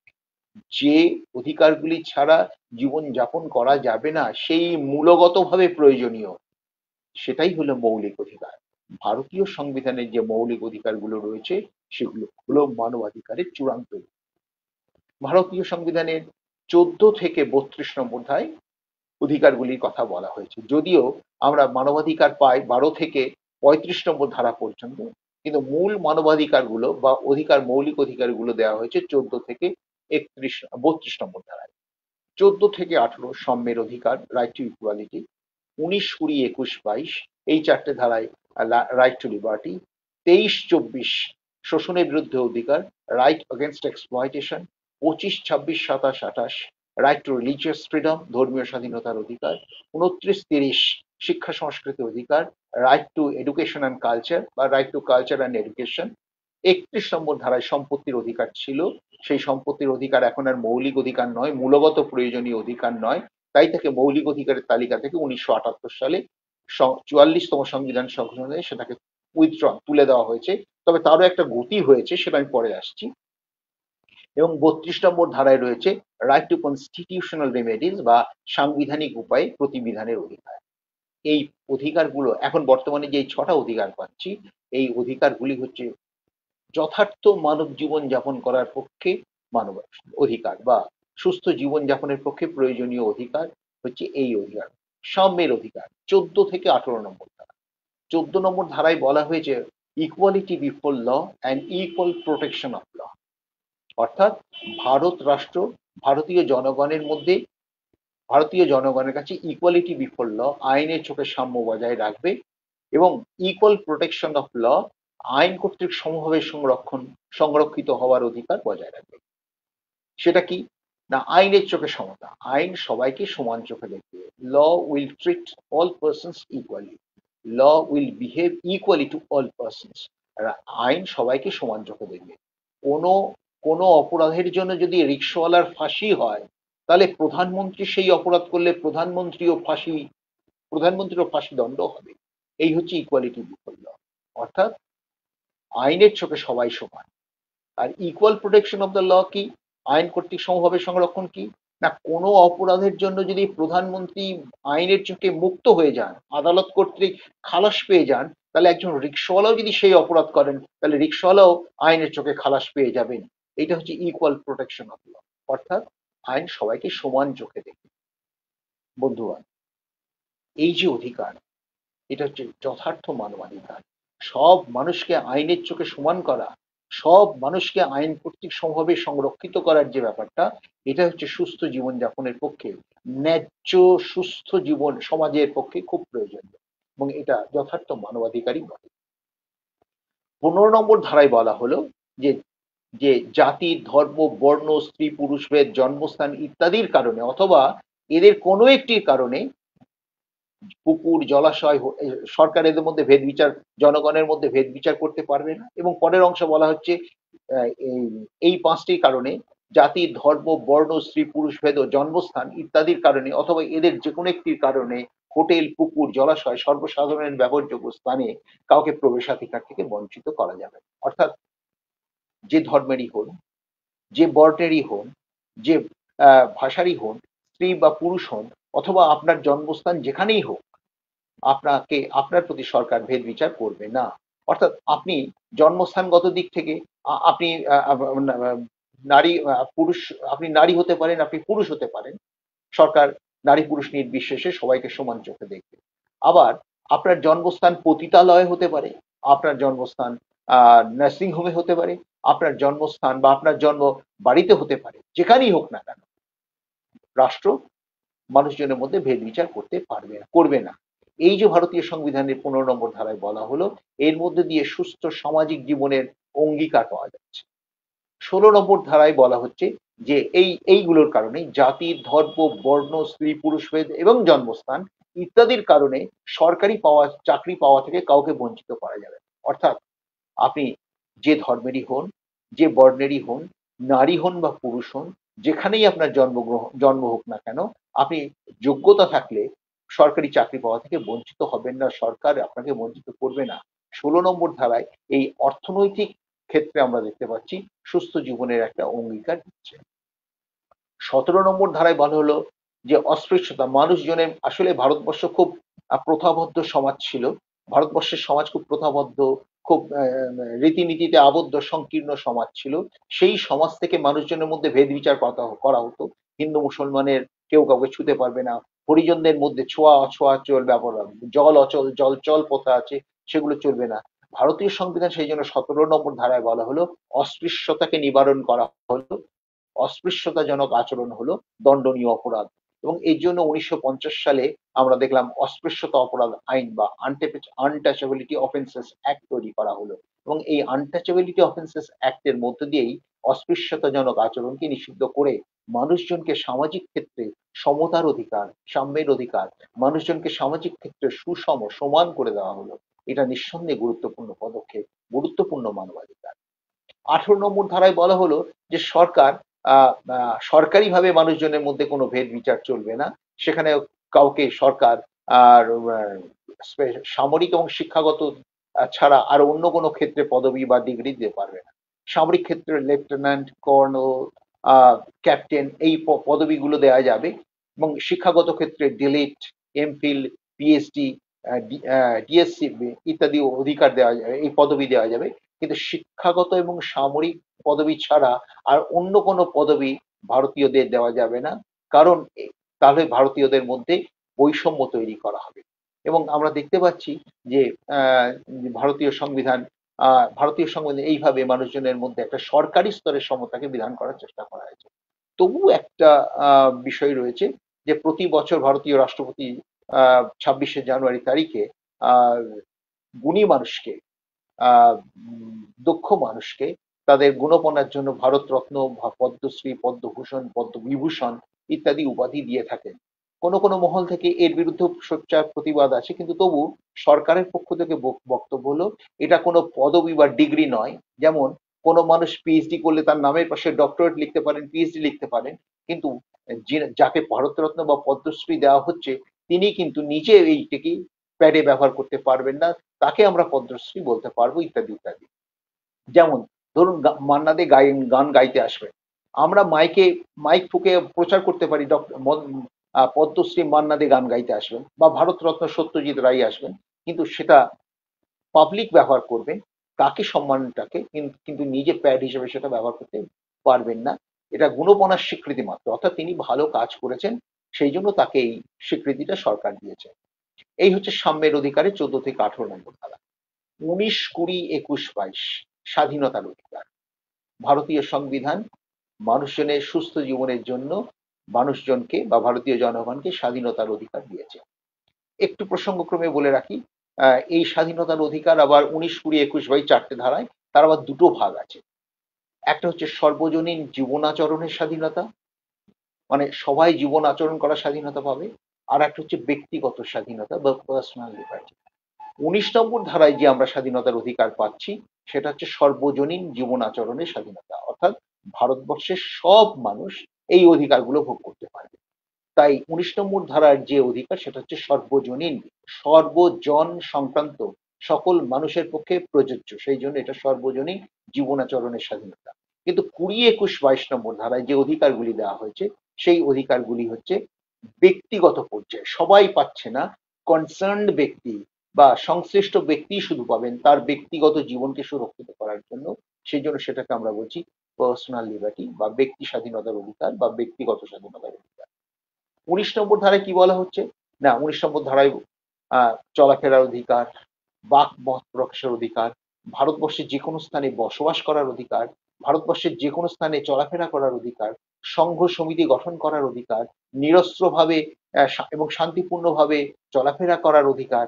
এবং আমরা দেখতে পাচ্ছি ভারতবর্ষের সংবিধানে আহ, পেশা বা বৃত্তি উপজীবিকা গ্রহণ করার অধিকার 19 নম্বর ধারায় বলা হচ্ছে। 19 নম্বর ধারায় আরেকটি অধিকার ছিল, সেটা হচ্ছে উনিশের 6 নম্বর ধারায় ছিল আহ সম্পত্তির অধিকার। সম্পত্তির অধিকারকে তো মৌলিক অধিকার থেকে তুলে দেওয়া হয়েছে, আমি আগেই বলেছি, এবং সেই অধিকার পরে আমি সেই বিষয়ে আসবো। এবং বর্তমানে আমরা যেগুলো পাচ্ছি 19 নম্বর ধারায়, সেগুলো হচ্ছে বাক মত প্রকাশের অধিকার, 2 চলাফেরা করার অধিকার, ভারতবর্ষের যে কোনো স্থানে বসবাস করার অধিকার, ভারতবর্ষে সংঘ সমিতি গঠন করার অধিকার, পেশা বৃত্তি উপজীবিকা গ্রহণ করার অধিকার ইত্যাদি। এটা হচ্ছে ভারতবর্ষের সব নাগরিক এই অধিকারগুলো পাবে। সেই জন্য এটা হচ্ছে সর্বজনীন জীবনাচরণের অধিকার। এটা হচ্ছে সর্বজনীন অধিকার, সকলের জন্য প্রযোজ্য। কিন্তু 20, 21, 22 নম্বর ধারায় যে অধিকারগুলো রয়েছে, সেগুলো কিন্তু সকলের জন্য নয়। সেগুলো কিন্তু সেগুলো সকলের জন্য নয়, সেগুলো হচ্ছে বিশেষ বিশেষ ব্যক্তির ক্ষেত্রে প্রযোজ্য। যেমন 20 বা 22 নম্বর ধারায় যেগুলো দেখি, যে সময়ের অপরাধ সেই সময়ের প্রচলিত আইন অনুযায়ী বিচার করা হবে। অর্থাৎ আজ যদি কোনো কিছু চুরি হয়, তার জন্য যদি অপরাধের আইন না থাকে, তাহলে সেই ব্যক্তি মুক্ত হয়ে যাবে। কিন্তু 2 বছর পরে দেখা গেল আইন তৈরি করা হয়েছে, তাকে 2 বছর আগের ঘটে যাওয়া অপরাধের জন্য তাকে শাস্তি দেওয়া যাবে না। যে সময়ের অপরাধ সেই সময়ের প্রচলিত আইন অনুযায়ী, আইন ভঙ্গের জনিত আইন অনুযায়ী তাকে শাস্তি দেওয়া হবে। এটা হচ্ছে গুরুত্বপূর্ণ ব্যক্তি। কোনো ব্যক্তিকে বিনা বিচারে আটক করা যাবে না। কোনো ব্যক্তিকে 24 ঘন্টার বেশি বিনা বিচারে আটক করা যাবে না। অর্থাৎ কোনো ব্যক্তিকে গ্রেপ্তার করা হলে তাকে 24 ঘন্টার মধ্যে নিকটতম ম্যাজিস্ট্রেটের আদালতে উপস্থিত করতে হবে। তবে একটা ব্যতিক্রম আছে, সেটা হলো এই যে, যদি কাউকে গ্রেপ্তার করে আনতে আনতে 24 ঘন্টার বেশি লাগে, ধরা যাক আন্দামানের গভীর জঙ্গল থেকে কোনো একজন অপরাধীকে গ্রেপ্তার করা হয়েছে, তাকে নিকটতম ম্যাজিস্ট্রেট কলকাতা হাইকোর্টে প্রডিউস করতে হলে 36 ঘন্টা লেগে যাচ্ছে। সংবিধান বলছে এই যে বাড়তি 24 ঘন্টার জায়গায় 36 ঘন্টা লাগছে, এই যে 12 ঘন্টা বাড়তি সময়, সেটা পারমিসেবল, সেটা অনুমোদনযোগ্য। এইরকম ভাবে আমরা দেখতে পাচ্ছি। এবং কাউকে নিজের বিরুদ্ধে সাক্ষ্য দিতে বাধ্য করা যাবে না। প্রত্যেক গ্রেপ্তার হওয়া ব্যক্তিকে তার প্রয়োজন মতো আইনজীবীর সঙ্গে পরামর্শ করতে দিতে হবে। কোনো ব্যক্তিকে একই অপরাধের জন্য একাধিকবার শাস্তি দেওয়া যাবে না। অর্থাৎ কোনো ব্যক্তি একটি অপরাধ করেছেন, তাকে দুবার শাস্তি, ওই অপরাধের জন্য দুবার শাস্তি দেওয়া যায়। তবে আমরা দেখতে পাচ্ছি সুপ্রিম কোর্টের রায় অনুযায়ী, যে যদি কোনো ব্যক্তি অপরাধ করার পর তিনি আদালত কর্তৃক শাস্তি পেতে পারেন, আবার তার তার নিজস্ব সংস্থা কর্তৃক শাস্তি পেতে পারেন, মানে তিনি দুবার শাস্তি পেতে পারেন। ধরা যাক, আমি একটু উদাহরণ দিয়ে বলি, কোনো ব্যাংক কর্মচারী ব্যাংকের ফান্ড থেকে টাকা তছরূপ করেছেন, তাহলে তিনি চুরির দায়ে আদালত কর্তৃক শাস্তি পাবেন। আবার ব্যাংক কর্তৃপক্ষ তাকে চাকরি থেকে ডিসমিস করে দিতে পারে, সেটা আর একটা শাস্তি। ফলে এইরকম ভাবে একই অপরাধের জন্য এই অন্য কোনো কর্তৃপক্ষ আর একবার শাস্তি দিতে পারবে, কিন্তু আদালত একই অপরাধের জন্য একবারই শাস্তি দিতে পারবে। এই কথাই ভারতীয় সংবিধানে 20-22 নম্বর ধারায় বলা হয়েছে। আর 21 নম্বর ধারা, সেটা অসাধারণ গুরুত্বপূর্ণ। সেখানে বলা হয়েছে আইন বিহিত পদ্ধতি ছাড়া, প্রসিডিওর এস্টাবলিশড বাই ল, আইন বিহিত পদ্ধতি ছাড়া কারো জীবন হরণ করা যাবে না। অর্থাৎ আইন যদি অনুমোদন না করে তাহলে কারো জীবন নেওয়া যাবে না। যদি আইনসঙ্গত কারণ হয়, যদি আইন সাপোর্ট করে, তাহলে কোনো ব্যক্তির জীবন নিতে পারবে।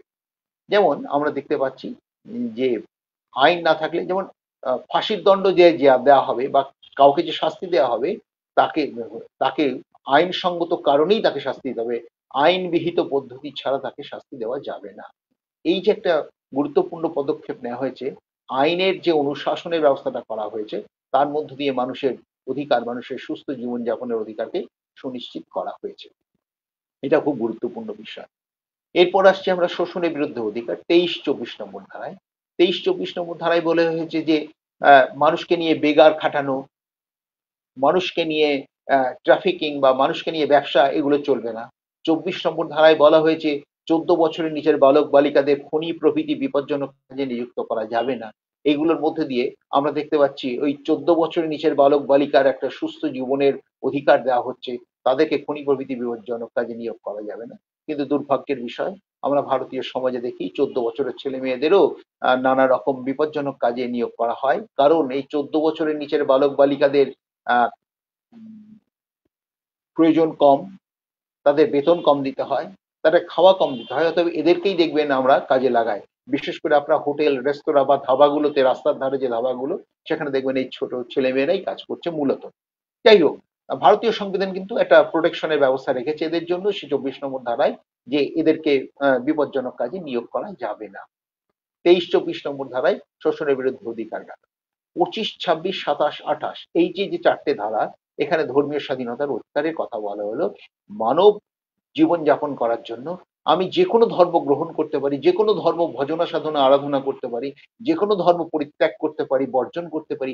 এই অধিকার যদি আমার থাকে, তাহলে আমি সুস্থ জীবনযাপন করতে পারবো। ভারতীয় সংবিধান এই উপলব্ধি থেকেই 25, 26, 27, 28 এই চারটে ধারায় ধর্মীয় স্বাধীনতার অধিকারকে সুনিশ্চিত করেছে। 25 নম্বর ধারায় বলা হয়েছে ব্যক্তি নাগরিককে, তুমি আমি আমরা ব্যক্তি নাগরিককে ধর্মাচরণের স্বাধীনতা দিয়েছে, যে আমি ব্যক্তি হিসাবে যে কোনো ধর্ম গ্রহণ করতে পারি, বর্জন করতে পারি, যে কোনো ধর্মের প্রচার প্রসার আরাধনা সাধনা করতে পারি। এটা 25 নম্বর ধারায় ব্যক্তিকে দেওয়া হয়েছে। আর 26 নম্বর ধারায় ধর্মীয় সংগঠনকে দেওয়া হয়েছে, ধর্মীয় সম্প্রদায়কে দেওয়া হয়েছে। 26 নম্বর ধারায় বলা হয়েছে ধর্মীয় সম্প্রদায়, যে যে কোনো ধর্ম, কোনো ধর্মীয় সম্প্রদায় তার পছন্দ মতো ধর্ম বা তার নিজের ধর্মকে প্রচার প্রসার করতে পারবে। এর জন্য তারা সংগঠন, মন্দির, মসজিদ, গুরুদুয়ারা তৈরি করতে, গির্জা তৈরি করতে পারবেন, এবং সেগুলি, সেই সংগঠনগুলি, ধর্মীয় সংগঠনগুলির পরিচালনা করতে পারবে। এইরকম ভাবে 26 নম্বর ধারায় ধর্মীয় সম্প্রদায়কে ধর্মাচরণের স্বাধীনতার অধিকার দেওয়া হয়েছে।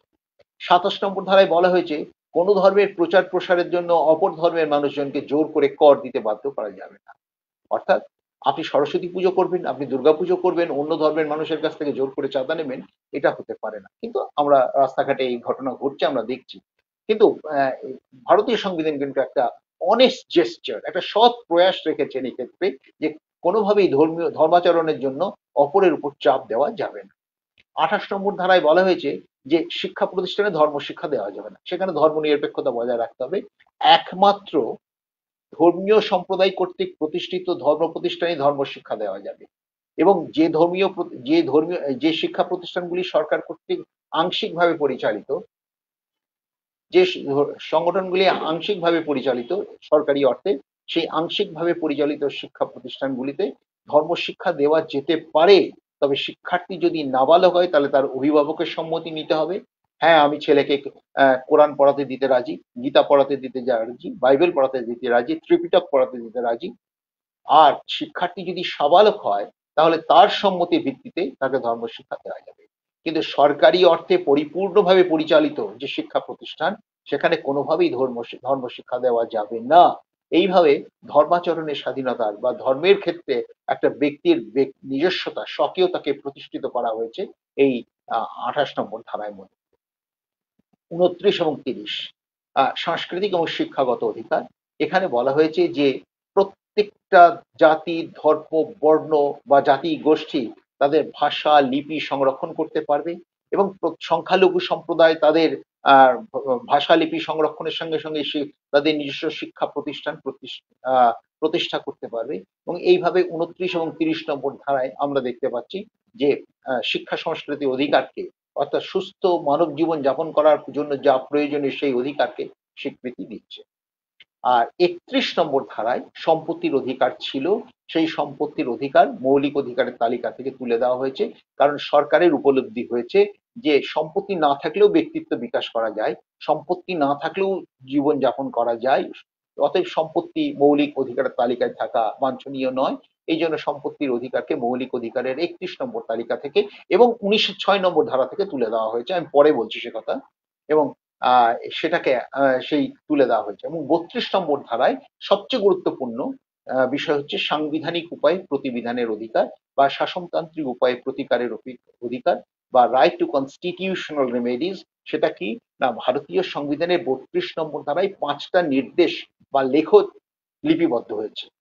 এই 5টা লেখ বা নির্দেশ যেহেতু সংবিধানের মধ্যে রয়েছে, 32 নম্বর ধারার মধ্যে রয়েছে, আর 32 নম্বর ধারাটা যেহেতু সংবিধানেরই ধারা, সেহেতু এই অধিকার, এই লেখগুলি হলো সাংবিধানিক লেখ বা কনস্টিটিউশনাল রিটস।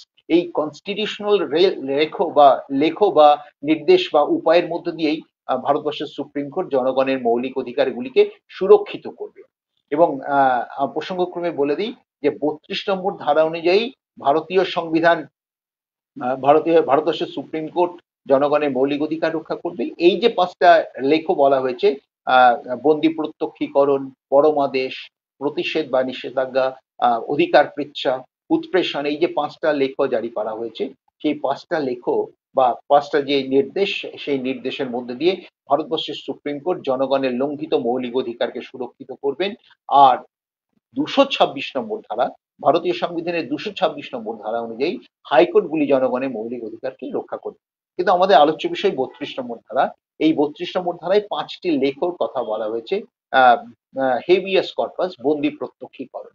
বন্দি প্রত্যক্ষীকরণ না, আদালত পুলিশকে বলবে, আটককারী কর্তৃপক্ষ অর্থাৎ পুলিশ কর্তৃপক্ষকে বলবে, যাকে গ্রেপ্তার করেছো তাকে আমার সামনে হাজির করো, বন্দিকে দেখাও, প্রত্যক্ষ করাও।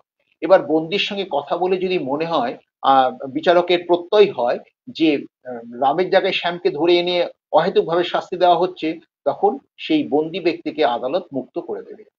এটা হচ্ছে বেআইন, অবৈধ গ্রেপ্তারের হাত থেকে মুক্তি পাওয়ার একটা সুযোগ, এই বন্দি প্রত্যক্ষীকরণ। 2, পরম আদেশ। পরম আদেশ, ম্যান্ডামাস। ম্যান্ডামাসটা কি না, আদালত, সুপ্রিম কোর্ট, অন্যদিকে 226 নম্বর ধারা অনুযায়ী হাইকোর্ট কি করবে না, ব্যক্তি, সংস্থা, কর্তৃপক্ষ এদেরকে বলবেন, তোমরা তোমাদের এখতিয়ারের বাইরে গিয়ে কাজ করবে না, তোমরা তোমাদের এখতিয়ারের মধ্যে থেকে, তোমরা তোমাদের জুরিসডিকশনের মধ্যে থেকে কাজ করো।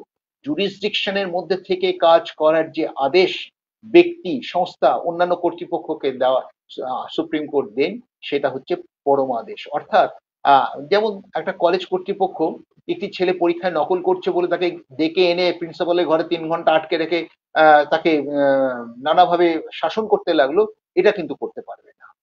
সুপ্রিম কোর্ট তখন আদেশ দেবেন, তোমার কর্তৃত্ব অনুযায়ী তুমি কাজ করবে। সেটা কি, খুব বেশি হলে কলেজ কর্তৃপক্ষ ওই নকলকারী ছেলেটিকে এক্সপেল করতে পারেন, বহিষ্কার করতে পারেন, তার বেশি কিছু করতে পারবে।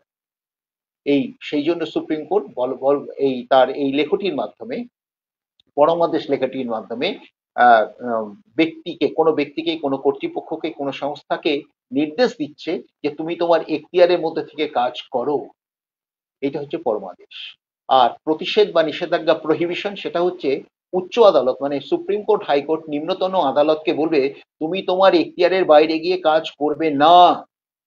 না করার যে আদেশ, সেটাই নিষেধাজ্ঞা বা প্রহিবিশন। অর্থাৎ ধরা যাচ্ছে যে পাশের বাড়ির কিছু খোয়া গেছে বা পাশের বাড়ি একটি মুরগি চুরি গেছে বলে নিম্নতম আদালত ফাঁসির অর্ডার দিয়ে দেবে, তা দিতে পারবে না। তখন সুপ্রিম কোর্ট বলবে যে তুমি তোমার এখতিয়ারের বাইরে যাবে না। হয়তো একটা মুরগি চুরি করার জন্য তুমি 100 টাকা ফাইন করতে পারো, একটা মুরগি চুরির জন্য তুমি 500 টাকা ফাইন করতে পারো, কিন্তু তাকে 3 মাসের জেল বা তাকে তুমি ফাঁসির দণ্ড দিতে পারবে। তখন সুপ্রিম কোর্ট বললে তুমি তোমার এখতিয়ারের বাইরে যাবে না, নিম্নতম আদালত করবে। আগেরটা ছিল ব্যক্তি, সংস্থা, কর্তৃপক্ষকে আদেশ, আর নিষেধাজ্ঞাটা হচ্ছে উচ্চতম আদালত নিম্নতম আদালতকে নির্দেশ দেবে যে তুমি তোমার এখতিয়ারের বাইরে যাবে না। এটা হচ্ছে প্রহিবিশন বা নিষেধাজ্ঞা বা প্রতিষেধ। কো ওয়ারেন্ট অধিকার পৃচ্ছা। কোনো ব্যক্তি যদি তার যোগ্যতার বাইরে গিয়ে কোনো সুযোগ সুবিধা ভোগ করে বা কোনো পদ ভোগ করে, তাহলে সুপ্রিম কোর্ট 32 নম্বর ধারা অনুযায়ী এবং হাইকোর্ট 226 নম্বর ধারা অনুযায়ী জিজ্ঞাসা করতে পারেন কোন অধিকার বলে, কোন অধিকার বলে তুমি এই সুযোগ সুবিধা বা ক্ষমতা ভোগ করছো। সেই ব্যক্তি যদি উপযুক্ত সার্টিফিকেট দেখাতে পারেন তাহলে তিনি রেহাই পেলেন, যদি তিনি না অধিকারের উপযুক্ত কারণ দেখাতে পারেন তাহলে তার সুযোগ সুবিধা তিনি বঞ্চিত হবেন, তিনি শাস্তি পাবেন। আর লাস্টলি হচ্ছে উৎপ্রেষণ বা সার্টিউরারি। সেটা কি না, সুপ্রিম কোর্ট 32 নম্বর ধারা অনুযায়ী এবং হাইকোর্ট 226 নম্বর ধারা অনুযায়ী যদি মনে করেন যে নিম্নতম আদালতে কোনো মামলা সুবিচার হবে না, তাহলে উচ্চ আদালত সেই মামলাটিকে নিজের হাতে তুলে নিতে পারেন, অর্থাৎ নিজের মামলাটিকে উৎকেন্দ্রিক উপড়ে নিতে পারেন। এই যে উৎকেন্দ্রিক বা উৎকেন্দ্রিক করে নেওয়া বা উপড়ে নেওয়া, সেটাই হচ্ছে উৎপ্রেষণ। কোনো মামলাকে নিজের হাতে তুলে নেওয়া, এটা হচ্ছে উৎপ্রেষণ। এবং তার মধ্যে দিয়ে সুবিচারের ব্যবস্থা সুপ্রিম কোর্ট করবে। এই যে ব্যাপারটা, ভারতীয় সংবিধানের এই যে 5টা লেখ, habeas corpus, mandamus, prohibition, quo warranto এবং সার্টিউরারি, এই 5টি লেখ 32 নম্বর ধারায়, তাই এরা সাংবিধানিক লেখ। এই সাংবিধানিক লেখগুলির মধ্যে দিয়ে জনগণের অধিকারকে সুরক্ষিত করবেন। ভারতীয় সংবিধানের 32 নম্বর ধারায় আমরা দেখতে পেলাম মৌলিক অধিকার শেষ হয়ে গেল, মানবাধিকার এই পর্যন্ত আমরা মনে করতে পারি। কিন্তু ভারতীয় সংবিধানের মৌলিক অধিকার অধ্যায়, 3য় অধ্যায় ছাড়াও, ভারতীয় সংবিধানের 3য় অধ্যায় ছাড়া ভারতীয় সংবিধানের অন্যত্র মানবাধিকার, সর্বত্র মানবাধিকার ছড়িয়ে রয়েছে। কিরকম মানবাধিকার ছড়িয়ে রয়েছে ভারতীয় সংবিধানের প্রস্তাবনায়? সেখানে বলা হয়েছে, we the people of India having solemnly resolved to constitute India into a sovereign, socialist, secular, democratic republic, এরপর, and to secure to all its citizens justice, social, economic and political, liberty, liberty of thought, expression, belief, faith and worship, equality, equality of status and of opportunity, and to promote among them all fraternity, assuring the dignity of the individual and the integrity of the nation.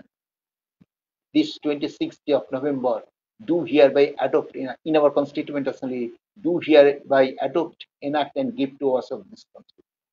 আমরা ভারতীয় জনগণ ভারতবর্ষকে সমাজতান্ত্রিক, ধর্মনিরপেক্ষ, গণতান্ত্রিক, প্রজাতন্ত্র এবং সার্বভৌম হিসেবে প্রতিষ্ঠিত করবার জন্য এবং এর সকল নাগরিককে কি দেব?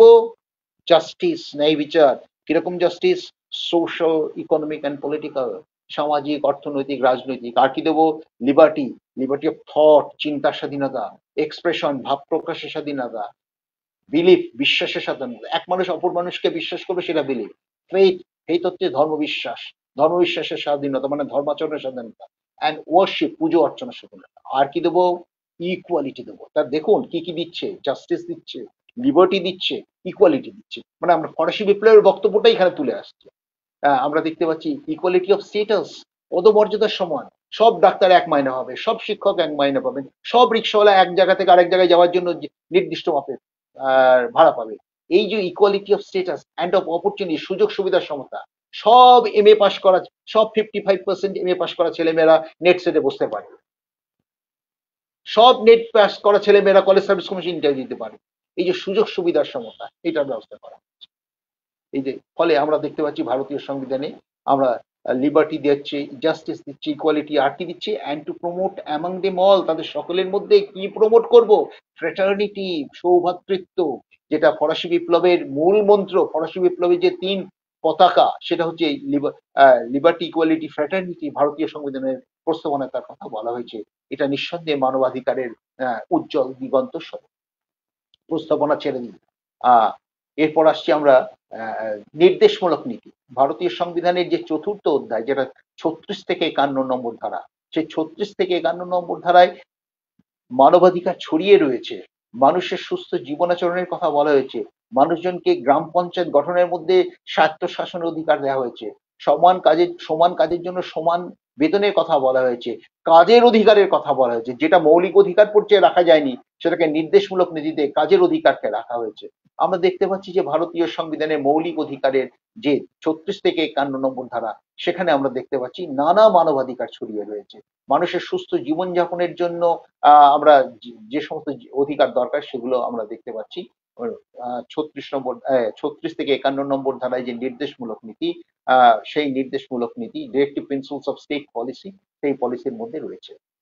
মৌলিক কর্তব্য, যেটা এই 36 থেকে 51 নম্বর ধারায় যে ডিরেক্টিভ প্রিন্সিপলস রয়েছে, সেই ডিরেক্টিভ প্রিন্সিপাল লাস্ট যে আর্টিকেল 51 নম্বর ধারা, তার সঙ্গে যোগ করা হয়েছে। যোগ করে আমরা দেখতে পাচ্ছি যে 1976 সালে 42তম সংবিধান সংশোধনে 10টি মৌলিক কর্তব্যের কথা বলা হয়েছে। এই মৌলিক কর্তব্যগুলির মধ্যেও মানবাধিকারের জীবন অধিকার কথা বলা হয়েছে। বিশেষ করে যে 10টির পরে একটি 11তম যে কর্তব্য যোগ করা হয়েছে, 14 বছর বয়সের বালক বালিকাদের শিক্ষাদান করা তাদের অভিভাবকদের মৌলিক কর্তব্য। অর্থাৎ 14 বছর পর্যন্ত বালক বালিকাদের তাদের বাবা মারা বাধ্যতামূলক অবৈতনিক শিক্ষা দিবেন, এটা তার কর্তব্য। এই কর্তব্যকে আইনগত স্বীকৃতি দেওয়ার জন্য এটাকে 21 নম্বর ধারায় যে আমরা দেখেছি জীবন মানে ব্যক্তিগত যে স্বাধীনতা, পার্সোনাল লিবার্টি যেখানে রয়েছে, যে আইনবিহিত পদ্ধতি ছাড়া কারো জীবন হরণ করা যাবে না, জীবনের মতো অত গুরুত্বপূর্ণ অধিকার যেখানে রয়েছে 21 নম্বর ধারায়, সেই 21 নম্বর ধারার সঙ্গে আবার নম্বর ধারা যোগ করে এই 14 বছর বালক বালিকাদের জন্য শিক্ষার ব্যবস্থা করার জন্য আমরা শিক্ষার আইন তৈরি করা হয়েছে। শিক্ষার অধিকারকে সম্প্রসারিত করা হয়েছে এবং শিক্ষার অধিকারকে মৌলিক অধিকারের তালিকায় ওই নির্দেশমূলক বা মৌলিক কর্তব্য থেকে তুলে এনে তাকে মৌলিক অধিকার 21 নম্বর ধারার সঙ্গে যুক্ত করে মৌলিক অধিকার করে দেওয়া হয়েছে। এইভাবে আমরা দেখতে পাচ্ছি মৌলিক কর্তব্যের মধ্যেও আমরা দেখতে পাচ্ছি যে মানবাধিকার ছড়িয়ে রয়েছে। প্রস্তাবনা গেল, তৃতীয় অধ্যায়ের মৌলিক অধিকার গেল, চতুর্থ অধ্যায়ের নির্দেশমূলক নীতি এবং মৌলিক কর্তব্য গেল। এছাড়াও ভারতীয় সংবিধানের অন্যত্র বিভিন্ন ধারায় মানবাধিকার ছড়িয়ে রয়েছে। আমি সংক্ষেপে একটু বলি। ভারতীয় সংবিধানের 2য় অধ্যায়ের 5 থেকে 11 নম্বর ধারা, এই 5 থেকে 11 নম্বর ধারায় নাগরিকত্ব সংক্রান্ত অধিকার দেওয়া হয়েছে। অর্থাৎ ভারতীয় সংবিধানে ভারতীয় জনগণ, ভারত রাষ্ট্রের সদস্য, তাদের নাগরিকত্ব দেওয়ার ব্যবস্থা, নাগরিকত্বের অধিকার দেওয়ার ব্যবস্থা, মানবাধিকার মানে রাষ্ট্রের সদস্য হিসেবে ন্যায্য অধিকার পাওয়ার যে ব্যবস্থা, সেটা কিন্তু করা হয়েছে 5 থেকে 11 নম্বর ধারায়। এরপর আসছি 243 নম্বর ধারায়। 243 নম্বর ধারায় আমরা দেখতে পাচ্ছি যে ভারতীয় জনগণকে মানে কি গ্রাম পঞ্চায়েতের ক্ষেত্রে নানা রকম গ্রাম পঞ্চায়েতের ক্ষেত্রে মানে অধিকার দেওয়া হয়েছে, বিশেষ করে সংরক্ষণের অধিকার দেওয়া হয়েছে এবং ওখানেই শহরাঞ্চলের যে পৌর প্রশাসন, সেখানেও পৌর প্রশাসনের ক্ষেত্রে জনগণকে স্বায়ত্তশাসনের অধিকার দেওয়া হয়েছে। 243-এর এই যে ধারাগুলো, এখানেও আমরা দেখতে পাচ্ছি মানবাধিকার সম্প্রসারিত হয়েছে, মানবাধিকারের যথার্থ রূপ আমরা দেখতে পাচ্ছি এবং এর জন্য আমরা 73 এবং 74তম সংবিধান সংশোধনীটাও দেখতে পাচ্ছি। 73তম সংবিধান সংশোধনীর ক্ষেত্রে পঞ্চায়েতের ক্ষেত্রে নারীদের জন্য আসন সংরক্ষণের ব্যবস্থা করা হয়েছে। পৌরসভার ক্ষেত্রে 74তম সংবিধান সংশোধনীর ক্ষেত্রে সংশোধনীর ব্যবস্থা করা হয়েছে। এটা গেল 243 নম্বর ধারা। 265 নম্বর ধারায় বলা হয়েছে জনগণের স্বার্থের বিরুদ্ধে গিয়ে সরকার কর ধার্য করতে পারবে না, মানে জনগণকে সুস্থ রেখে তবে কর ধার্য। অর্থাৎ এক্ষেত্রেও আমরা দেখছি মানবাধিকার সুরক্ষিত হয়েছে। আমি একটু আগে বলেছিলাম যে 31 নম্বর ধারায় যে মৌলিক অধিকার ছিল সম্পত্তির অধিকার, বা 1906 নম্বর ধারায় যে মৌলিক অধিকার ছিল সম্পত্তির অধিকার, তার কি হদিশ হলো?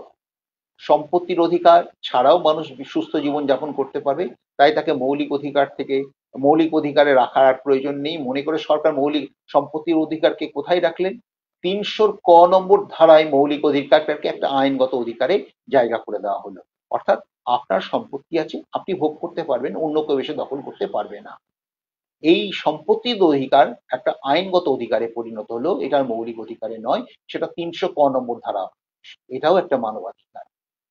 301 নম্বর ধারায় 301 নম্বর ধারায় বলা হয়েছে ভারতবর্ষের জনগণ যে কোনো পছন্দ মতো পেশা, বৃত্তি, ব্যবসা গ্রহণ করতে পারবেন, এটাও সুস্থ জীবন আচরণের ক্ষেত্রে অধিকার। 301 নম্বর ধারায় এই যে পেশা, বৃত্তি, উপজীবিকা গ্রহণ করার অধিকার, এটা খুব গুরুত্বপূর্ণ। 324, 25, 26 অত্যন্ত গুরুত্বপূর্ণ রাজনৈতিক অধিকার। এবং এই অধিকারগুলোকে জনগণের রাজনীতিতে অংশগ্রহণ করা, রাজনৈতিক প্রচার অভিযানে অংশগ্রহণ করা, এগুলো বলা হয়েছে। সবচেয়ে যেটা গুরুত্বপূর্ণ সেটা হলো ৩২৬ নম্বর ধারায়। সেখানে বলা হচ্ছে যে ১৮ বছরের ঊর্ধ্বে সকল ভারতীয়কে নাগরিকত্বের অধিকার দেওয়া, ভোটাধিকার দেওয়া হবে, রাইট টু ফ্র্যাঞ্চাইজ বা রাইট টু কাস্ট ভোট। এই ভোটাধিকার দেওয়ার অধিকারটা এটা খুব গুরুত্বপূর্ণ অধিকার, যেটা ভারতীয় সংবিধানের ৩২৬ নম্বর ধারায় আমরা দেখতে পাচ্ছি। এইরকম ভাবে ভারতবর্ষের সংবিধানের বিভিন্ন ধারায় অসংখ্য মানবাধিকার ছড়িয়ে রয়েছে। যেমন তপশিলি জাতি উপজাতিদের জন্য মানবাধিকার, নারীদের সুরক্ষার জন্য অধিকার, শিশুদের সুরক্ষার জন্য অধিকার, এইভাবে নানা রকম ভাবে অধিকারের ব্যবস্থা ভারতীয় সংবিধানের বিভিন্ন ধারায় করা হয়েছে। এবং সুতরাং আমরা দেখতে পাচ্ছি ভারতীয় সংবিধানটাকে যদি আমরা নিবিষ্ট তন্নিষ্ঠ অনুশীলন করি, তাহলে আমরা দেখতে পাবো ভারতীয় সংবিধানটা হচ্ছে যথার্থ মানবাধিকারের দলিল স্বরূপ। এইরকম ভাবে আমরা মানবাধিকার ভারতবর্ষের সমাজে সংবিধানগতভাবে দেখতে পাচ্ছি। এবার একটু সংক্ষেপে মানবাধিকারের প্রজন্মের ধারণা আমরা খুব গুরুত্বপূর্ণভাবে পাই। আমরা জানি মানবাধিকারের ৩টে প্রজন্ম, third generation of human rights, সেটা সংক্ষেপে একটু উল্লেখ করা দরকার। কারণ এটার মধ্য দিয়ে আমরা মানবাধিকারের একটা রূপ পেতে পারি। মানবাধিকারের ৩টে প্রজন্ম মানে মানবাধিকারের শুরু থেকে আজ পর্যন্ত যে মানবাধিকারগুলো পাওয়া গেল তাকে জেনারেলি ৩টে ভাগে ভাগ করা হয়েছে। প্রথম প্রজন্মের অধিকার হচ্ছে যেগুলো আর্লি ফেজে পেয়েছি, সেটা হচ্ছে রাজনৈতিক এবং পৌর অধিকার। রাজনৈতিক অধিকার, সভা সমিতি করার অধিকার, দল দল গঠন করার অধিকার, পৌর অধিকার, সমাজে পৌর জীবন যাপন করার যে অধিকার, আহ এইগুলো হচ্ছে প্রথম পর্যায়ের বা প্রথম প্রজন্মের অধিকার। মূলত এই অধিকারগুলো ওই যে ইংল্যান্ডের সমাজে বললাম ব্যারন অভিজাতরা রাজার কাছ থেকে আদায় করে নিচ্ছেন, সেই অধিকারগুলো, এগুলো হচ্ছে অভিজাতদের অধিকার বা এইগুলো হচ্ছে গুরুত্বপূর্ণ ব্যক্তির অধিকার। সেই জন্য একে বলা হচ্ছে ব্লু রাইটস, নীল নীল অধিকার।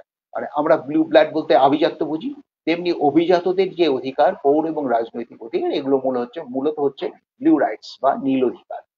এরপর আমরা দেখতে পেলাম ১৯১৭ সালে সমাজবাদী বিপ্লবের মধ্যে দিয়ে রাশিয়ায় সমাজবাদ প্রতিষ্ঠিত হলো, অর্থনৈতিক অধিকার প্রতিষ্ঠিত হলো, কাজের অধিকার প্রতিষ্ঠিত হলো, কাজের জন্য সমান বেতন, নারী পুরুষ নির্বিশেষে সবাই কাজের অধিকার পাবে।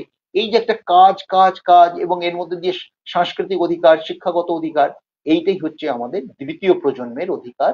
এবং এটাকে আমরা বলছি রেড রাইটস, মানে আহ আহ লাল অধিকার। লাল অধিকার এই জন্যই বলছি যে সমাজবাদী বিপ্লব করে রাশিয়ায় সমাজবাদ প্রতিষ্ঠিত হয়েছে। সেই বিপ্লবের মধ্য দিয়ে যেহেতু সমাজবাদ প্রতিষ্ঠিত হয়েছে এবং সেখান থেকে কাজের অধিকার বা শিক্ষা সংস্কৃতির অধিকারগুলো উঠে আসছে, সেই জন্য এটাকে আমরা রেড রাইট বা রক্তিম অধিকার বা লাল অধিকার বলছি। আরো পরে আরো পরে আমরা কি পাচ্ছি না, আমরা দেখতে পাচ্ছি সুস্থ জীবনের জন্য পরিবেশ সংরক্ষণের অধিকার, অরণ্য বাঁচাও অধিকার, সুস্থ জীবনযাপনের অধিকার, পরিবেশ সংরক্ষণের যে অধিকার, এই অধিকারগুলো আমরা পাচ্ছি। আমরা দেখতে পেয়েছি চিপকো আন্দোলন, বা আমরা দেখতে পেয়েছি যে সাইলেন্ট ভ্যালি আন্দোলন, বা বিভিন্ন ভারতীয় সমাজ এবং গোটা পৃথিবী জুড়ে পরিবেশ বাঁচাও, অরণ্য বাঁচাও, পরিবেশকে সংরক্ষণ করো, বিশ্ব উষ্ণায়ন ঠেকাতে গেলে আহ আহ তুষারাবৃত কুমেরুকে বাঁচাও, ইত্যাদি ইত্যাদি যে ব্যবস্থাগুলো, এগুলো হচ্ছে তৃতীয় প্রজন্মের অধিকার, যেটাকে আমরা বলছি গ্রিন রাইট। গ্রিন হচ্ছে সবুজ, এইটাকে আমরা বলছি তৃতীয় প্রজন্মের অধিকার হলো সবুজের অধিকার, মানে সুস্থ পরিবেশের অধিকার, সুস্থ পরিবেশের সুস্থ মুক্ত বুদ্ধ জীবনের অধিকার। এটা হচ্ছে তৃতীয় প্রজন্মের অধিকার। আরো একটু এগিয়ে গিয়েছে এই অধিকার, আমরা একবিংশ শতাব্দীতে এসে বা বিংশ শতাব্দীর শেষ দিক থেকে একবিংশ শতাব্দীতে এসে আমরা একটা নতুন প্রজন্ম, চতুর্থ প্রজন্ম পেয়েছি। এটার অধিকার এই মুহূর্তে কোনো তাত্ত্বিক বলেননি, কিন্তু আমার মনে হচ্ছে এটা একটা গুরুত্বপূর্ণ অধিকার। যেটা হচ্ছে চতুর্থ প্রজন্মের অধিকার, সেটা হচ্ছে ডিজিটাল রাইটের অধিকার, ডিজিটাল অ্যাক্সেসের অধিকার। এই যে করোনা কাল চলে গেল, কোভিড-19, সেই তারপর থেকে আমরা কি দেখলাম, এই 5 বছরের প্রাইমারি স্কুল থেকে শুরু করে কলেজ বিশ্ববিদ্যালয়ের যে থিসিস, পড়াশোনা তো বটেই, থিসিস সমস্ত কিছুই অনলাইন সিস্টেমে হচ্ছে, সবকিছু স্মার্টফোনে হচ্ছে, সবকিছুই ল্যাপটপে হচ্ছে, সবকিছুই ট্যাবে হচ্ছে, সবকিছুই কম্পিউটারে হচ্ছে।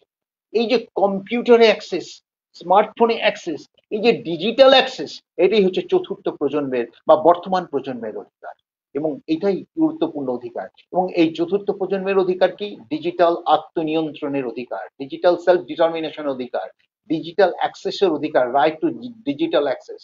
এইগুলোর মধ্যে দিয়ে আমরা আধুনিক প্রজন্ম, এই এই যে একবিংশ শতাব্দীর যে প্রজন্ম, আমরা করোনাকালীন প্রজন্ম সেই অধিকারগুলো পাচ্ছি।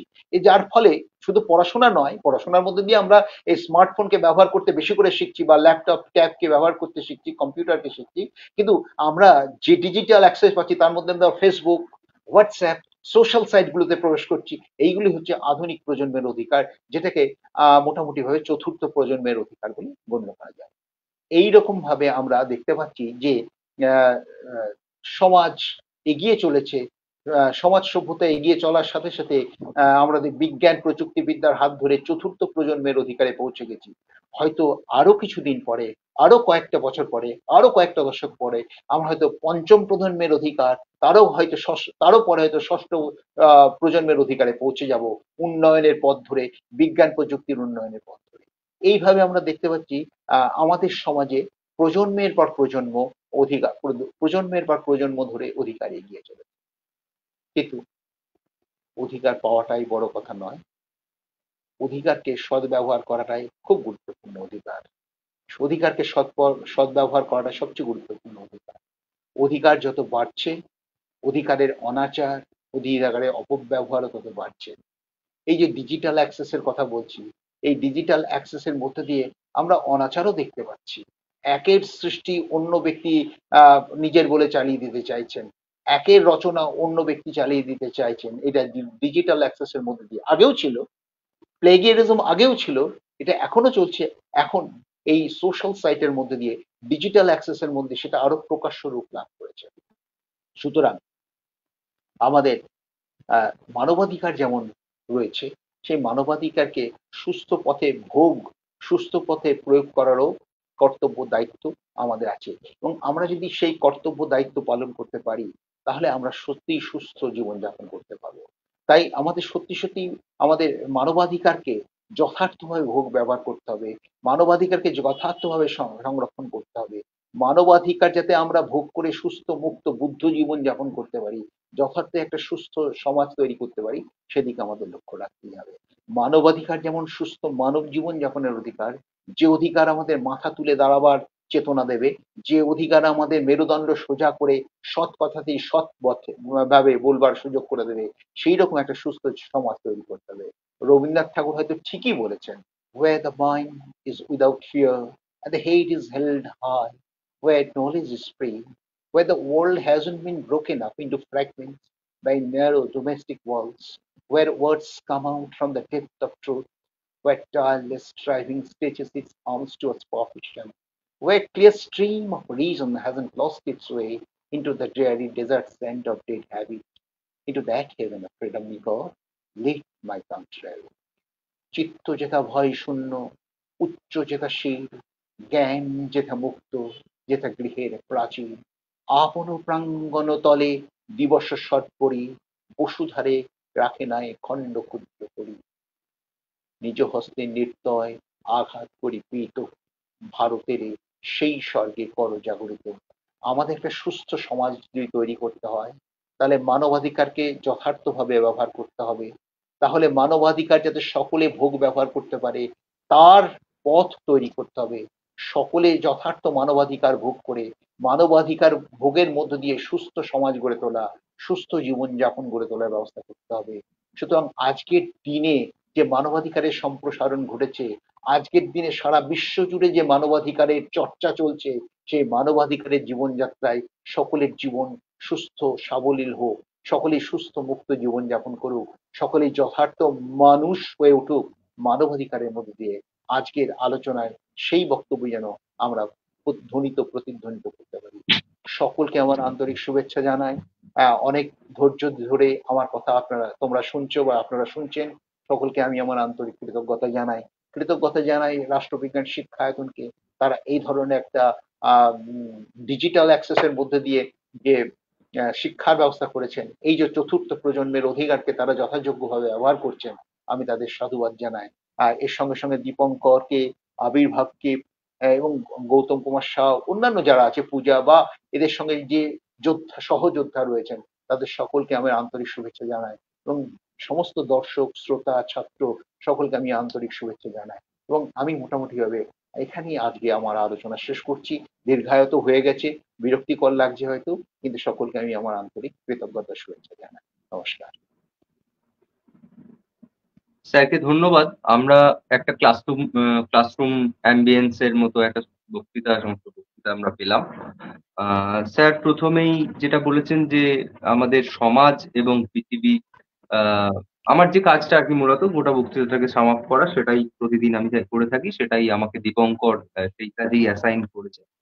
আমি সেটা করবার চেষ্টা করছি। স্যার প্রথমে বলেছেন সমাজ এবং পৃথিবী, পৃথিবীকেই সমাজ হিসেবে ধরে এই বক্তৃতার শুরু, এবং সেইটা বলতে গিয়ে প্রথম থেকেই কিভাবে মানবাধিকারের মধ্যে সমানাধিকারের ধারণাটা ছিল প্রথম একদম শুরুতে, সেইখান থেকে সোফিস্টরা সেই আইডিয়াটা পিক করছেন, এবং সোফিস্টদের থেকে পরবর্তীতে রোমান আইডিয়াতে সিসেরো এবং এরা জাস্ট ল, ন্যাচারাল ল থেকে জাস্ট ল এ আসার কথা বলছেন। এবং তারপরে 1215 কিং জন, রাজা জনের যে এটা, তারপরে 1628 পিটিশন অফ রাইটস, সেটা থেকে উম এই পরপর মানে Magna কার্টা, petition of rights, glorious revolution, bill of rights হয়ে একদম আমেরিকার সংবিধান। তার মধ্যে কিভাবে, আমি গোটাটা আর পুরোপুরি বলছি না, কিন্তু সেই গোটা জার্নিটা একটা মানে হিস্টোরিক্যাল জার্নিটা কিভাবে আমাদের এর মধ্যে এই এই রাইটস এর ধারণাটা কিভাবে একটু একটু করে এগিয়েছে সেই আমেরিকার সংবিধান এবং আমেরিকান সংবিধান। তার অবশ্যই ফ্রেঞ্চ রেভলিউশন আছে। ফ্রেঞ্চ রেভলিউশন একটা গুরুত্বপূর্ণ উপাদান। তারপরে declaration of rights man and citizen, তার ভিয়েনা কংগ্রেস, এই ভিয়েনা কংগ্রেসের মধ্যে দিয়ে স্লেভারি অ্যাবলিশন, এবং তারপরে মেক্সিকো বা স্পেনের মতো যে দেশগুলো পরবর্তীতে সংবিধান অ্যাডপ্ট করছে, তারা সংবিধানের মধ্যেই সেই ধারাগুলো, সেই মানবাধিকারের নোশনটা রাখছে। এবং এরপরে রাশিয়ান রেভলিউশনের মধ্যে এক ধরনের ইকুয়ালিটির যে কনসেপ্ট, সেটাও মানবাধিকারের প্রসঙ্গ। আবার যে কাজের প্রসঙ্গটা, সেটা আবার যখন ফেজ ধরে 4টে ফেজে দেখিয়েছেন, তখন সেখানে এসেছে যে রাইট, ইকোনমিক রাইট বা কাজের রাইট টু ওয়ার্কের যে কাজের ধারণাটা, সেইগুলো আবার রেড রাইটস এর মধ্যে তিনি বলেছেন যে এসছে পরবর্তীতে। তো সেটা পরে বলছি। তারপরে একটা ওয়ার্ল্ড ওয়ার, এবং ওয়ার্ল্ড ওয়ার এর পরে আবার স্থাপনের প্রচেষ্টা, জাতিসংঘ। জাতিসংঘ আহ, আবার ফেল করার পরে আরেকটা সেকেন্ড ওয়ার্ল্ড ওয়ার এর পরে যখন আবার সম্মিলিত জাতিপুঞ্জের যে সনদ, সেই সম্মিলিত জাতিপুঞ্জের সনদের মধ্যে সেই রাইটস গুলো পরপর আছে, এবং সেইটাই আবার যখন তারপরে যে স্টেট গুলো কলোনিয়ালিজম থেকে বেরিয়ে আসছে, সেই পোস্ট কলোনিয়াল স্টেটের কনস্টিটিউশনের মধ্যে সে তার রিফ্লেকশন পাওয়া যাচ্ছে। আর ইন্ডিয়া সেইভাবে কনস্টিটিউশনালি হিউম্যান রাইটস পেয়েছে।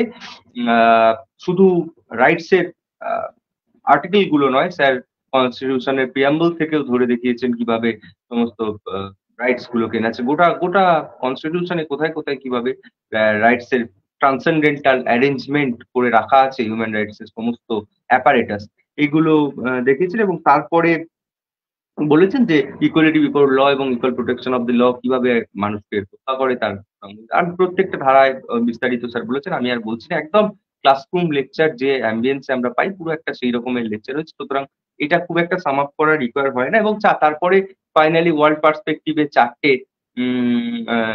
যে ওয়েভ অফ, আমরা হিউম্যান রাইটস বলি 4টে ওয়েভ, যেটা প্রথমে আমরা যেটাকে বুঝি যে তার যে সিভিল রাইটস গুলো, সিভিল অ্যান্ড পলিটিক্যাল রাইটস যেখানে জড়ো হচ্ছে এই সিঙ্গুলার প্যাটার্নের যে রাইটস গুলো, তারপরে আস্তে আস্তে সেই রাইটস এর গণনাটা কালেকটিভ আসছে, কালেকটিভ রাইটস এর দিকে যাচ্ছে, কালচারাল রাইটস, ওয়ার্ক রাইটস। এটা সেকেন্ড। প্রথমটা স্যার বলেছেন ব্লু যে রাইটস এর কথা, ফার্স্ট ওয়েভ। সেকেন্ড ওয়েভে তার মধ্যে পলিটিক্যাল কালচারাল রাইটস আসছে, কালচারাল রাইটস এর সঙ্গে ওয়ার্কের ব্যাপারটা আসছে। সেই মুহূর্তে রাশিয়ান রেভলিউশন একটা ফ্যাক্টর বলে, ডেড বলে এটাকে লেবেল করা হচ্ছে, ডেড রাইটস।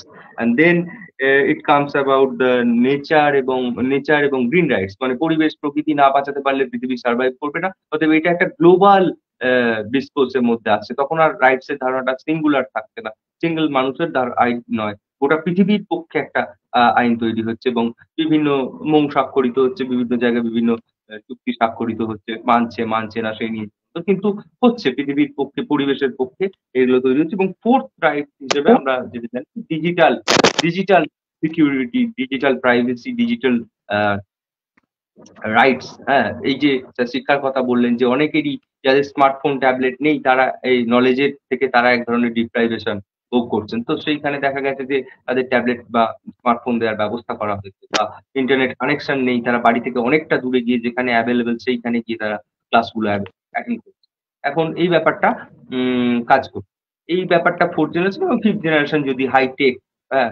টেকের কথাটা যদি আসে এবং হয়তো এরপরে ইউনিভার্সের রাইট এর কথা আসবে। বিভিন্ন গ্রহে এবং উপগ্রহে যেভাবে মানে যান পাঠানোর ব্যাপারে বিভিন্ন রাষ্ট্রগুলো হয়ে উঠেছে আর অ্যাগ্রেসিভ হয়ে উঠেছে, বা তারা সায়েন্স অ্যান্ড টেকনোলজিকে ডেভেলপমেন্ট এর ফলে সেটা সম্ভব হচ্ছে। এবং তার ফলে হয়তো এবার ইউনিভার্সাল রাইট এর কথা হচ্ছে যে পৃথিবীর বাইরের বহির্বিশ্বের যে তাদের অধিকারের কি হবে? এর মধ্যেই তো শুরু হয়ে গেছে চাঁদের যদি খনিজ পাওয়া যায় তার কি হবে? বা শুক্রে বা মঙ্গলে বা অন্যান্যতে গেলে তাহলে তার উপরে যে কিভাবে কি একচ্ছত্র অধিপতি হয়ে দাঁড়াবে কিনা কেউ? সেসব নিয়ে কথাবার্তা চলছে। হয়তো সেগুলো পরের জেনারেশন রাইটস এর মধ্যে আসতে পারে। তো আপাতত এগুলো আমরা জানি যে ৪ টে ওয়েবস মোটামুটি যেভাবে পাওয়া গেছে এই শুরু থেকে শেষ পর্যন্ত। এখন ব্যাপার হলো যে পৃথিবীতে একটা যুদ্ধ চলছিল আ এই মুহূর্তে ধরুন আ ইউক্রেনের সঙ্গে রাশিয়ার প্রত্যক্ষভাবে, এবং পরোক্ষে অন্যান্যরা এই কালকের থেকে আবার আরেকটা যুদ্ধ পরিস্থিতির সৃষ্টি হয়েছে। আমরা জানি হামাস ক্রমাগত ইসরায়েলে আক্রমণ চালিয়ে যাচ্ছে। এখন আ এই যে যুদ্ধ-বিধ্বস্ত পৃথিবীতে সবচেয়ে ১ম মানবাধিকারের বেসিক মানবাধিকারের পক্ষে ১ম আঘাত হচ্ছে যুদ্ধ। এরকম যুদ্ধ, এবং বিশেষত এই পরমাণু বিশ্বে তো এটা বটেই। একদম মাস ডিস্ট্রাকশন অফ হিউম্যান রাইটস যাকে বলে। এবং দীপঙ্করই মাঝে মধ্যে আপলোড করছে দেখতে পাচ্ছি। এই আমাদের স্ট্যাটাসেও দেখছি বা এতেও দিচ্ছে যে ৪০০ মানুষ নিহত, ২,০০০ লোক ওখানে মানে ক্ষুধা, দারিদ্র্য, বন্দী থাকা এই সমস্ত কিছু মিলিয়ে হিউম্যান রাইটস একদম হয়ে যাচ্ছে। সেটা একটা গোটা বিশ্বব্যাপী পরিস্থিতি। আর দেশের মধ্যেও আরেকটা ব্যাপার, যেখানে এক ধরনের হাইপার অ্যাক্টিভিজম দেখা যাচ্ছে মিডিয়ার উপরে বা কথা বলার উপরে, সেটা অ্যাজ এ স্টেট এবং ছোট যে অঙ্গরাজ্যগুলো তাদেরও পারফরম্যান্স কম বেশি একই। ফলে এই যে সাংবাদিকদের গ্রেপ্তার করে দেওয়া, এই করা, এখন কতটুকু বলা যাবে, কতটুকু যাবে না তার যেমন একটা লিমিট আছে, তেমনি বলতে দেব না এটাও এক ধরনের ইললিবারাল ডেমোক্রেসি উঁকি-ঝুঁকি দিচ্ছে আরকি, যেটা অ্যাকচুয়ালি হিউম্যান রাইটস কেই হয়তো এফেক্ট করে। আর যদি এটা নিয়ে কিছু বলেন, আশা করি এটা থেকে কোনো প্রশ্ন সেই অর্থে হয়তো হবে না। অনেকক্ষণ আলোচনা হয়েছে, ক্লাসরুম লেকচার হয়েছে। কিন্তু একটা হচ্ছে যুদ্ধ যে মানবাধিকারকে ধ্বংস করে এটা নিয়ে তো কোনো প্রশ্ন থাকবে না। আবার এদিক থেকে ধরুন মত প্রকাশের অধিকারটাও যদি স্ন্যাচ করা হয় সেটাও এক ধরনের মানবাধিকার হরণ। ফলে সেটা কিন্তু স্টেট তার ন্যাশনাল সিকিউরিটি কে হয়তো যুক্তি দেবে। রাজ্যগুলো বলবে আমাদের হারমোনির কথা। এই যে এটা করলে আমাদের এখানকার এই খবর রিপোর্টেড হলে এখানকার হারমোনি নষ্ট হবে। এই ধরনের বিভিন্ন আ আ আর্গুমেন্ট তারা সাজিয়ে দেবে। এখন এই ব্যাপারগুলোও কিন্তু মানে আপনার কি মনে হয় না যে এই জিনিসগুলো আসলে হিউম্যান রাইটস এর এরিনাতেই গিয়ে ধাক্কা দেয় এবং সেগুলোকে নষ্ট করে? তো এটার উপরে যদি কিছু বলেন এবং তারপর আমরা দেখব আর কোন প্রশ্ন আছে কিনা? হ্যাঁ, ভাই আবির আপনাকে ধন্যবাদ। খুব গুরুত্বপূর্ণ প্রশ্ন করেছেন। আসলে আমি বেশি সময় নিয়ে ফেলছিলাম বলে খুব এগোতে পারিনি আর। তো আহ, যুদ্ধ তো মানবাধিকারের পক্ষে ক্ষতিকর। আপনাকে আমি আরেকটা বিষয় বলি, যুদ্ধের ফলে মানবাধিকার একান্তভাবেই লঙ্ঘন হয়, এতে এতে কোনো সন্দেহ নেই। এবং ওই যে বাকমত প্রকাশের অধিকার, যেটাকে আমি বারবার বলছিলাম যে গুরুত্বপূর্ণ মানবাধিকার, সেটাও খর্ব হচ্ছে। আর সাংবাদিকদের অধিকারের উপর হস্তক্ষেপ করা হচ্ছে, সেটাও মানবাধিকার লঙ্ঘন হচ্ছে। কিন্তু সঙ্গে সঙ্গে আরেকটা বিষয় আপনাকে মনে রাখতে হবে, সন্ত্রাসবাদ। এই সন্ত্রাসবাদেও মানবাধিকার ভীষণভাবে লঙ্ঘন হচ্ছে। যুদ্ধতে যা হচ্ছে তার চেয়েও বেশি ভয়ঙ্করতর ভাবে সন্ত্রাসবাদী করছে। এবং এই সন্ত্রাসবাদের মধ্য দিয়ে যেভাবে জীবনের অধিকার নষ্ট হচ্ছে, যেভাবে সুস্থ জীবনযাপন করার পরিবেশ নষ্ট হচ্ছে, একটা সন্ত্রাসবাদীরা ঢুকে পড়লে মানুষজন আর ঘর থেকে বেরোতে পারছে না, চলাফেরার অধিকার নষ্ট হচ্ছে, স্কুলে যেতে পারছেন না, শিক্ষা সংস্কৃতির অধিকার নষ্ট হচ্ছে, কথা বলতে পারছেন প্রতিবেশীর সঙ্গে, সেখানেও নষ্ট হচ্ছে। ফলে যুদ্ধের অধিকারের যেটা আপনি প্রসঙ্গটা তুলেছেন, সেই সঙ্গে সঙ্গে আমি বলবো যে সেটা তো মানবাধিকারকে লঙ্ঘন করেই। সঙ্গে সঙ্গে সন্ত্রাসবাদও একটা গুরুত্বপূর্ণ ফ্যাক্টর, যেটা মানবাধিকারকে গুঁড়িয়ে দেয়, ধূলিসাৎ করে দেয়। এটাও আমাদের কাছে বিবেচনার মধ্যে রাখতে হবে।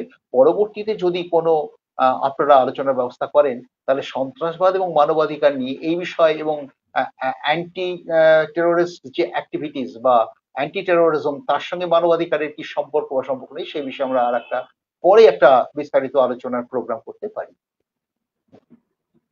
আমরা নিশ্চয়ই পরবর্তীতে আবার স্যারকে পাবো, আমরা নিশ্চয়ই আবার কোনো একটা বিষয় নিয়ে কথা বলবো, এটা তো আমরা অবশ্যই আশা রাখি। তো এই মুহূর্তে যদি কারোর কোনো প্রশ্ন থাকে তাহলে যারা আমরা ভেতরে আছি তারা মাইক অন করে বলতে পারি, অথবা যারা যদি কোনো কমেন্ট বক্সেও এসে থাকে সেগুলো আমরা একটু দেখাতে পারি। গৌতম হ্যালো। বা দীপঙ্কর, কারো হ্যালো। কোনো প্রশ্ন থাকে? হ্যালো। হ্যাঁ, হ্যাঁ, হ্যালো। শোনা যাচ্ছে।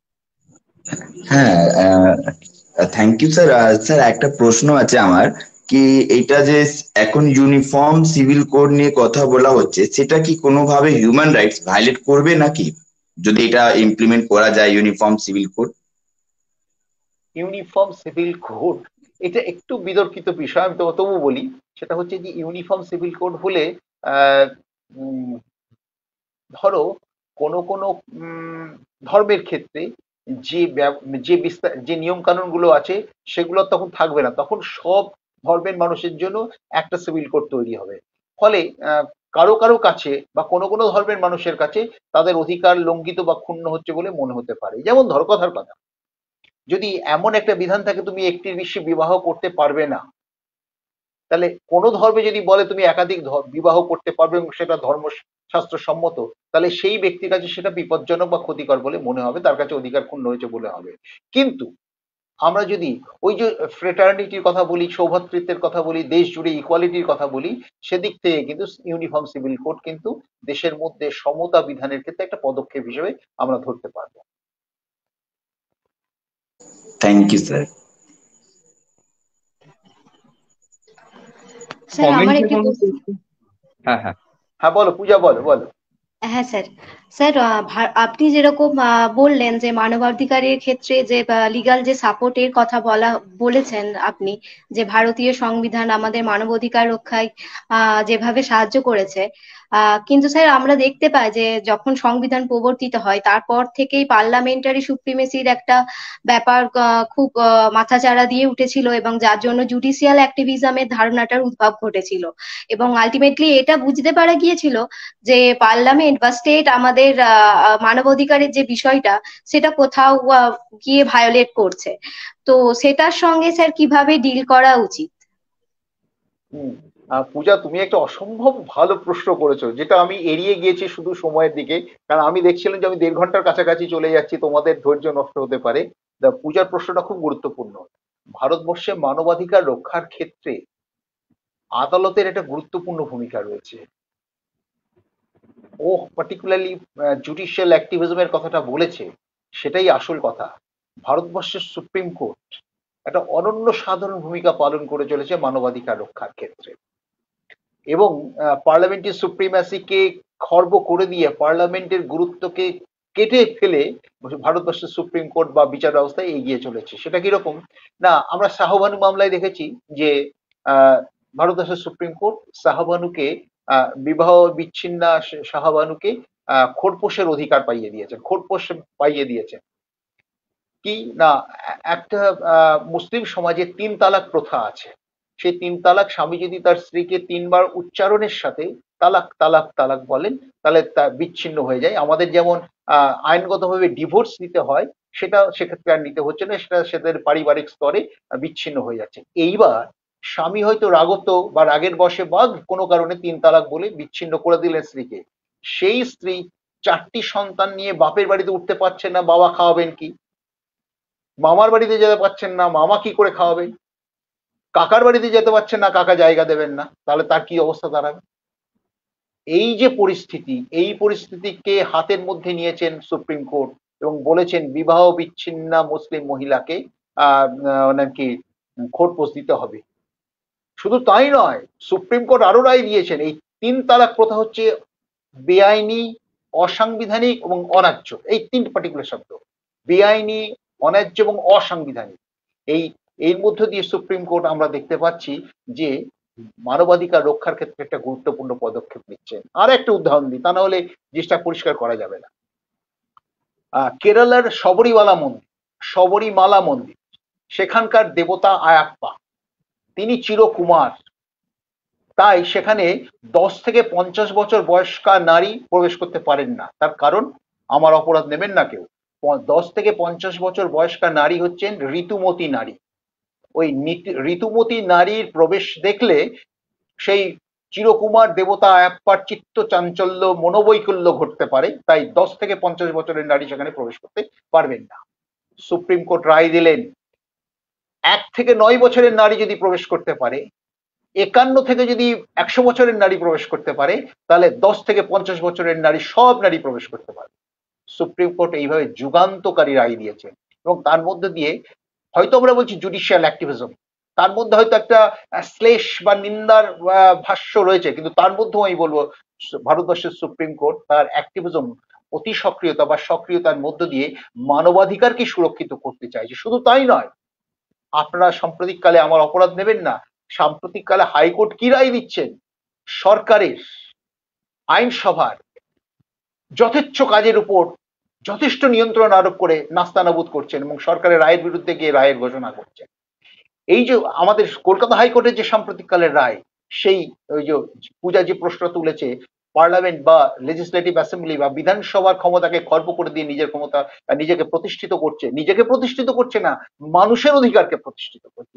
এই যে ছেলেমেয়েরা ন্যায্যভাবে চাকরি পাচ্ছেন না, এই যে ছেলেমেয়েরা এড়িয়ে পিছিয়ে যাচ্ছে, এই যে অনাচারগুলো হচ্ছে, এইগুলোকে ঠেকানোর জন্য ভারতবর্ষের সুপ্রিম কোর্ট, হাইকোর্ট, এক কথায় বলবো ভারতবর্ষের বিচার ব্যবস্থা একেবারে দেবদূত সুলভ ভূমিকা পালন করছে। সেদিক থেকে মানবাধিকার হয়তো পার্লামেন্টারি সভারেন্টি বা পার্লামেন্টারি সুপ্রিমেসি বা লেজিসলেটিভ সুপ্রিমেসি ক্ষুণ্ণ হচ্ছে, কিন্তু মানবাধিকার সেক্ষেত্রে কিন্তু বড় হচ্ছে, মানবাধিকারই জয়গান গাওয়া হচ্ছে।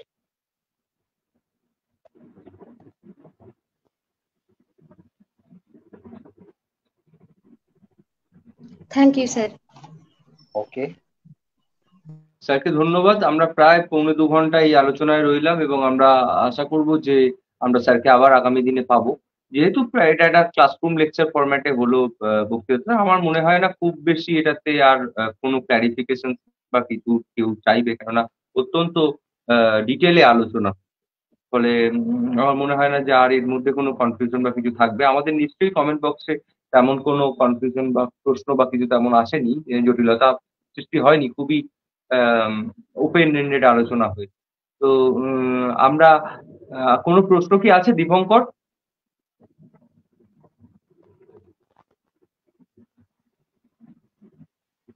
আমি কমেন্ট বক্সটা দেখতে গেলে এটা কেটে যাবে।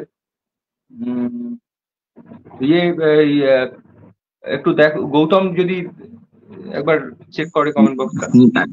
না না কি কোনো প্রশ্ন আছে? বেশ, কোনো প্রশ্ন নেই, ঠিক আছে। তাহলে স্যারকে ধন্যবাদ জানিয়ে, এখন যারা দেখছেন এবং যারা পরে দেখবেন তাদের সকলকে ধন্যবাদ জানিয়ে আমরা আজকের আলোচনা এখানে শেষ করছি। নিশ্চয়ই আমরা আগামী দিনে আবার স্যারকে অন্য কোনো আলোচনায় পাবো। আপনারা আমাদের রাষ্ট্রবিজ্ঞান শিক্ষায়তনের এই পেজের সঙ্গে থাকুন, এই ইউটিউব চ্যানেল এবং অন্যান্য জায়গাতে আমাদের এই আলোচনাগুলোতে অংশগ্রহণ করুন। এই আমাদের আপনাদের কাছে আবেদন। ভালো থাকবেন। তোমাদের ধন্যবাদ। সকলকে আমার আন্তরিক শুভেচ্ছা, সকল দর্শক শ্রোতাকে শুভেচ্ছা। ভাই আবির্ভাব, ভাই গৌতম, ভাই দীপঙ্কর, বোন পূজা, তোমাদের সকলকে আমার আন্তরিক শুভেচ্ছা। সকলে ভালো থাকুন, সুস্থ থাকুন। সামনে শারদ উৎসব আসছে, সকলে আনন্দ করুন এবং নিজেদেরকে উপলব্ধি করুন। ভালো থাকুন, সুস্থ থাকুন। সকলের জন্য আমার আন্তরিক শুভেচ্ছা রইল। শারদ শুভেচ্ছা। ধন্যবাদ।